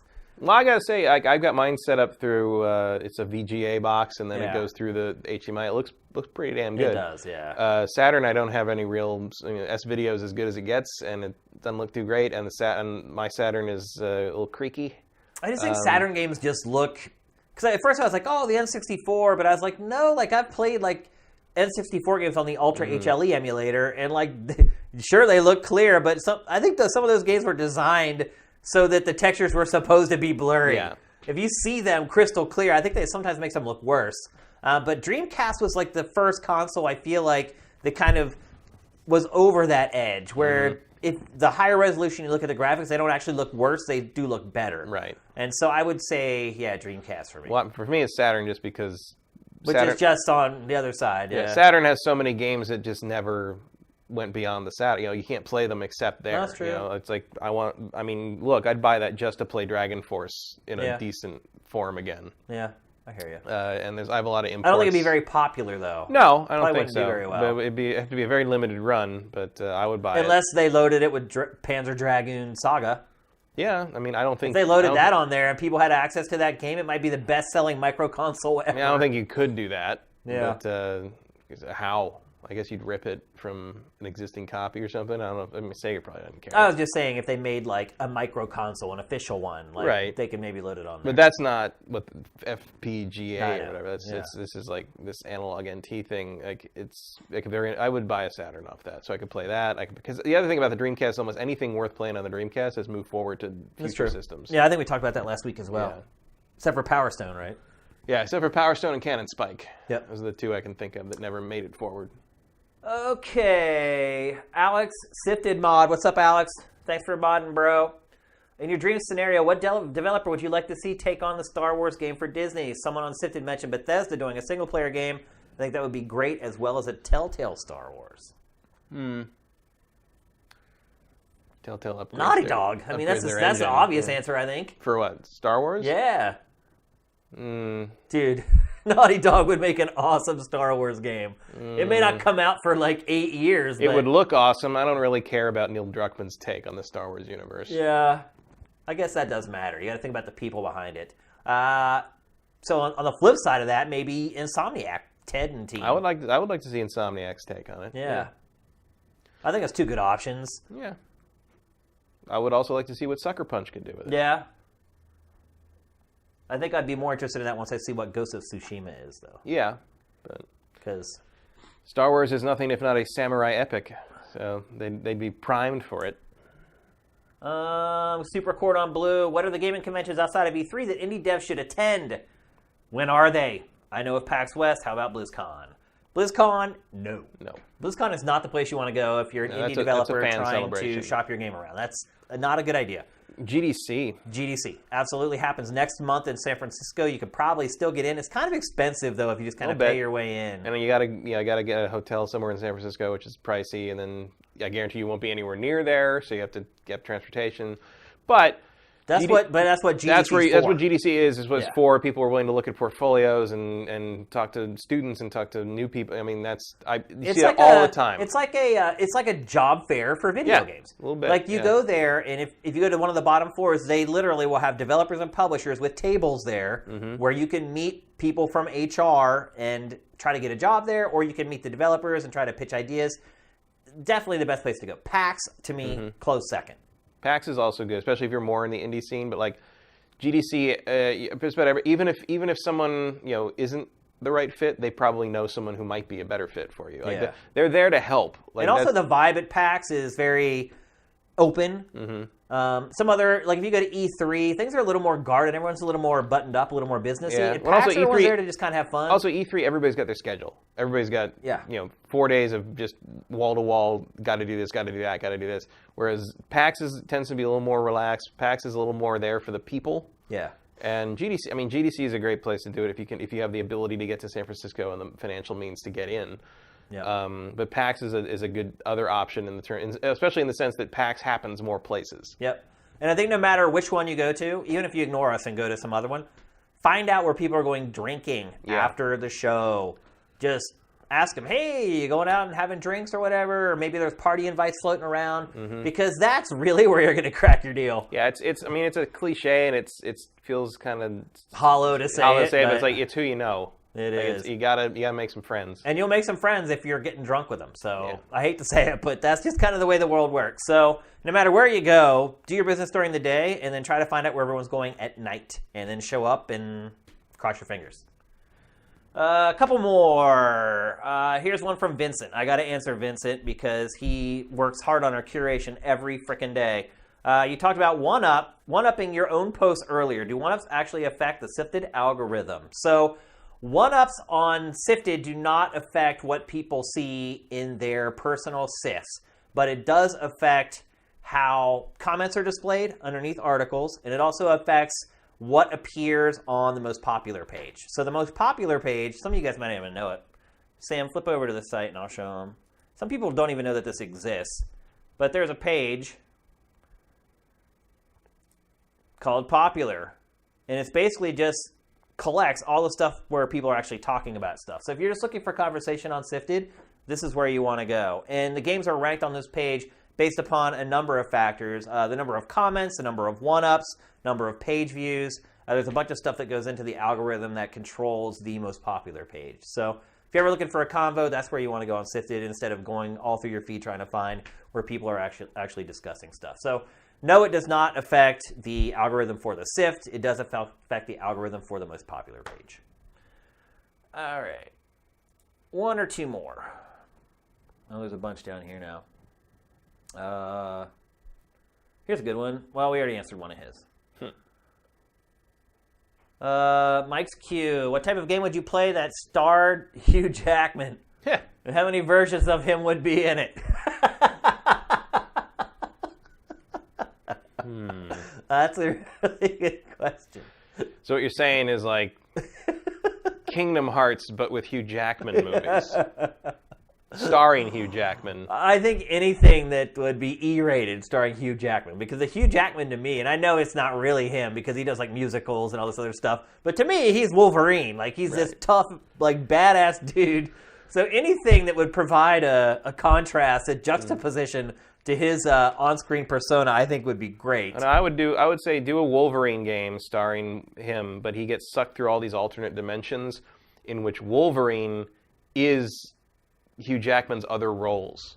So there's a world in which he is in which Wolverine is P.T. Barnum, and there's a world in which Wolverine is his character from Les Mis, and there's a world where it's like all of them. It's whatever. It doesn't matter. Like everything Hugh Jackman's ever played is going to be in this game as different worlds that Wolverine has to travel through and deal with the fact that this is who he is in these other worlds. So to answer the question, how many versions of him would be in it? It just at least 10, including one that is our world in which he is a movie star named Hugh Jackman.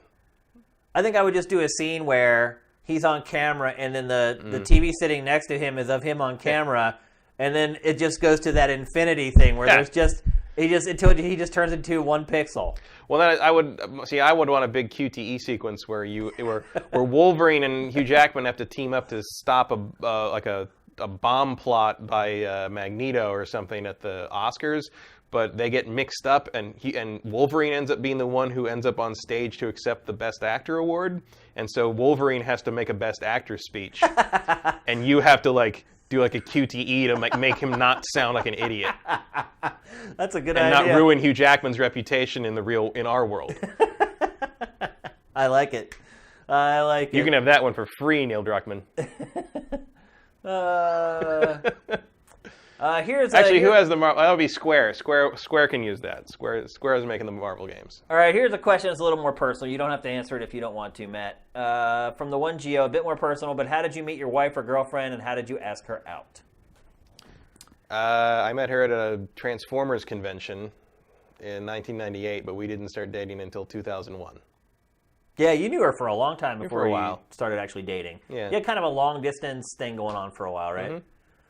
I've talked about this in Ask Shane Anything before, so some of you guys already know this. I met my wife at church.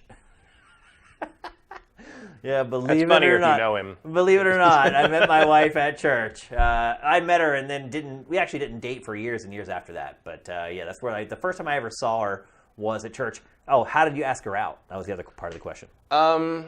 We were kind of just hanging out already, and eventually it was like, hey, I guess why don't we date? Anyway, it was not a big monumental moment, really. Really? You didn't have that moment where you just were like, let's hang out, let's date. Not really. Let's be more than friends. I don't think so. Like, there's a moment where she's like, "Wait, do you like me?" I'm like, "Yeah." She's like, "All right." And I was like, "Okay, that works." I knew my wife for a long time. We never dated, and then one night we were at an underage drinking party. And so wait, when is this? Yeah, a long time ago. It was like high school? Well, yeah, obviously I was underage. Yeah. So I was like 20, something like that, 21. That's not underage. 21. Well, 21. I was like 20 or 21. And a lot of the people there were like a year or two younger than me. Oh, so you were an accessory. I did not buy the beer. I did not buy the liquor for this party. And my buddy's house had a pool, and we were all swimming in the pool. And she walked very close to the edge of the pool, and I grabbed her and I pulled her in. And then we kissed, and then I asked her out after that. There you go. I think you just got to go for it. I think he's asking for advice. Like, how do you ask somebody out for the first time? You just go for it. First, you need a pool. Yeah, and then you need alcohol. And a church. And then a church. I'm not going to make the joke that's in my head. Last one. Playland MX. Black Panther is out. Matt and Shane, are you going to see it, or have you already seen it? I saw it last night. You did? Yeah. So is it as good as the hype suggests? I would say it is. It is? I think it's excellent. Wow. Is it my favorite Marvel Cinematic Universe That's the movie? hype. No. So it's not as good as the hype then? It's real good. It's real freaking good. I mean, I probably still like the first Avengers more because it was a special thing to me, but this movie's a special thing to a lot of other people. Yeah. And you could tell last night, like there was a much larger black audience, percentage of the audience than there have been at the other Marvel opening nights I've been to.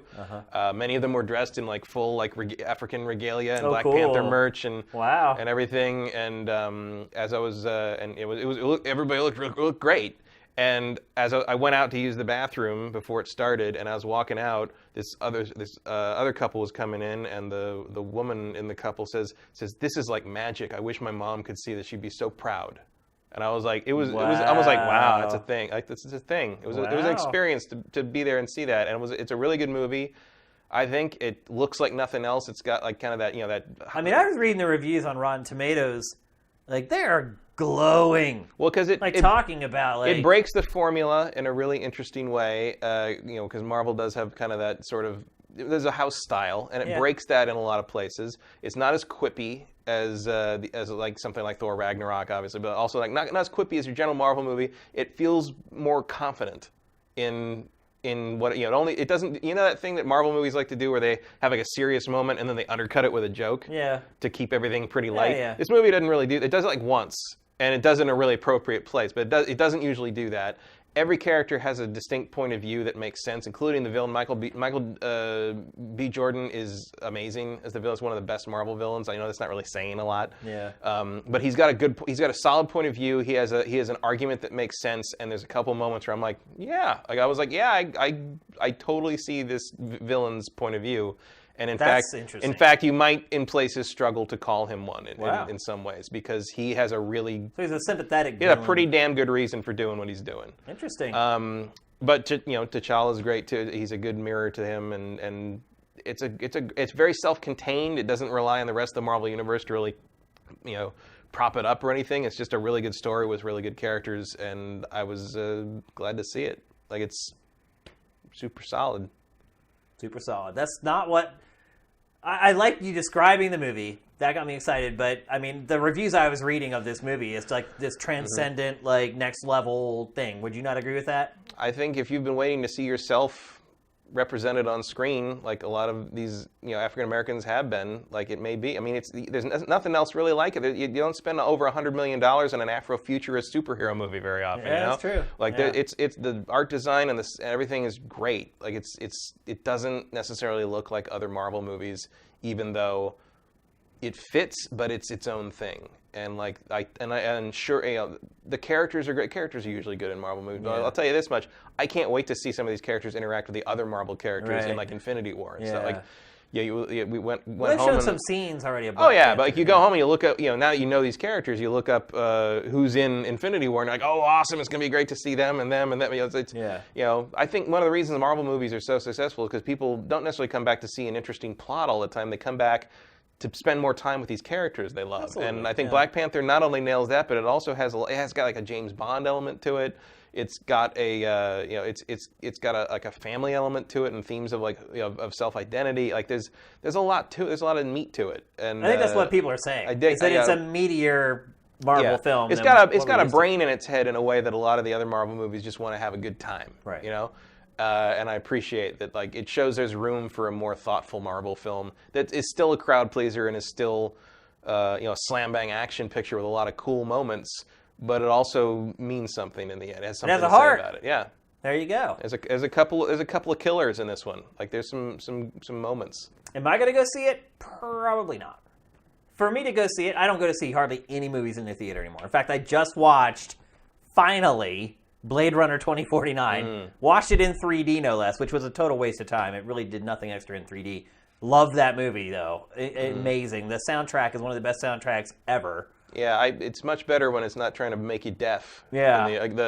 Oh, I had it cranked up, believe me. Well, no, when I saw it in the theater, and they had it turned too high, and the high pitch, like the high end stuff, was like making the speakers crackle and warble, and it was like like half the audience had their hands over their ears during the loud parts, and I'm like, that's not supposed to happen. Like it was painful. It was painful to listen to. For Matt would have had to have like jumped up out of his seat and gone crazy for me to go see Black Panther in the theater. I don't know. I'm not in a jump out of my seat place these days. I'm not in the I need to find something to do on Friday or Saturday night so I can go on a date stage of my life anymore. And my wife is more than happy to sit on the couch and watch movies. So look, if you miss Blade Runner, clearly this is not your priority. But I would definitely not want to have missed Black Panther on the big screen. Okay. Like it's a big screen movie. You want to see those shots of Wakanda. Well, it's good you said that because obviously a lot of people that are watching like to go to the movies more than I do, and so it's a great looking movie. I'm glad I saw this on the big screen to see all this stuff in front of me and larger than life and everything. It's very cool.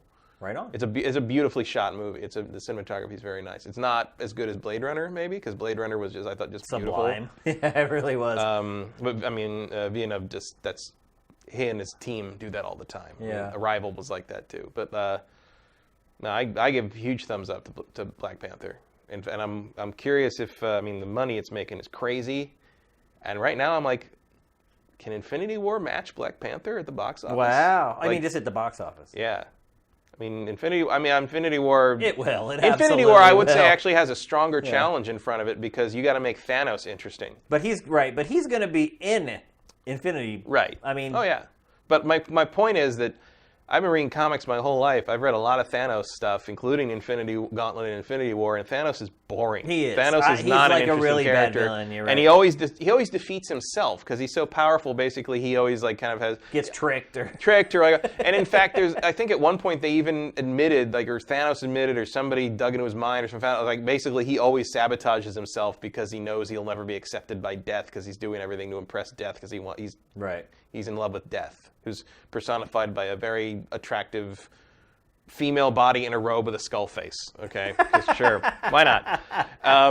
But in the trailer for this, it looks like they're kind of doing up Thanos a little more like Apocalypse, who since they totally blew Apocalypse in the actually X-Men Apocalypse movie, sure, why not? They didn't really blow him, by the way.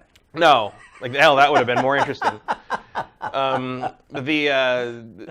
idea of him kind of being this all-powerful guy kind of stands there and makes pronouncements and gestures. Yeah. And I miss the old Apocalypse of the old cartoon where he's just I am the rocks of the eternal shore crash against me and be broken. If I can get Oscar Isaac up there saying that, that's great. That's classic villain stuff. So if you can get Thanos, because Thanos has a line in the trailer where it's something you will know what it's like to be so sure of your rightness and still lose and stuff. That's awesome. If you can make Thanos interesting and also make the defeat of Thanos not feel like a total cop-out, that's a giant challenge. I think the Russo brothers are probably up to it, But like, I think Infinity War has a lot more of its work cut out for it, because it not only has to do that, and then it has to get like 50 characters in there and not make it feel like a cheap parade, you know? Yeah, you're right. Whereas Black Panther had to tell a story about some really cool characters in a really cool location doing a really interesting thing. I'm not saying it'll be better. I'm just saying it'll do fine sales. Oh, I think it'll do fine, but like, I mean, Black Panther's last night it made like $25 million, and the last previous February record for a Thursday preview night was Deadpool, and that was $12 million. Wow. This thing's gonna make 200 plus over the That's opening great. weekend, and it's gonna be a huge thing. Get ready for Black Panther 2 and 3. That's for sure. They're coming. All right, so that's going to wrap up GameFace 117. And it seems our TriCaster made it all the way to the end of the show. Hooray! Unless that skip at the beginning means that nothing got recorded. That would really suck. Yeah. Because while we were watching the trailer of the week, Sam said that there was a moment early in the show where everything kind of froze for a second. He had like a heart attack. So we'll see. We'll see. You may be, again, the More only and people more to ever reason see to this. tune into the live version. Yeah.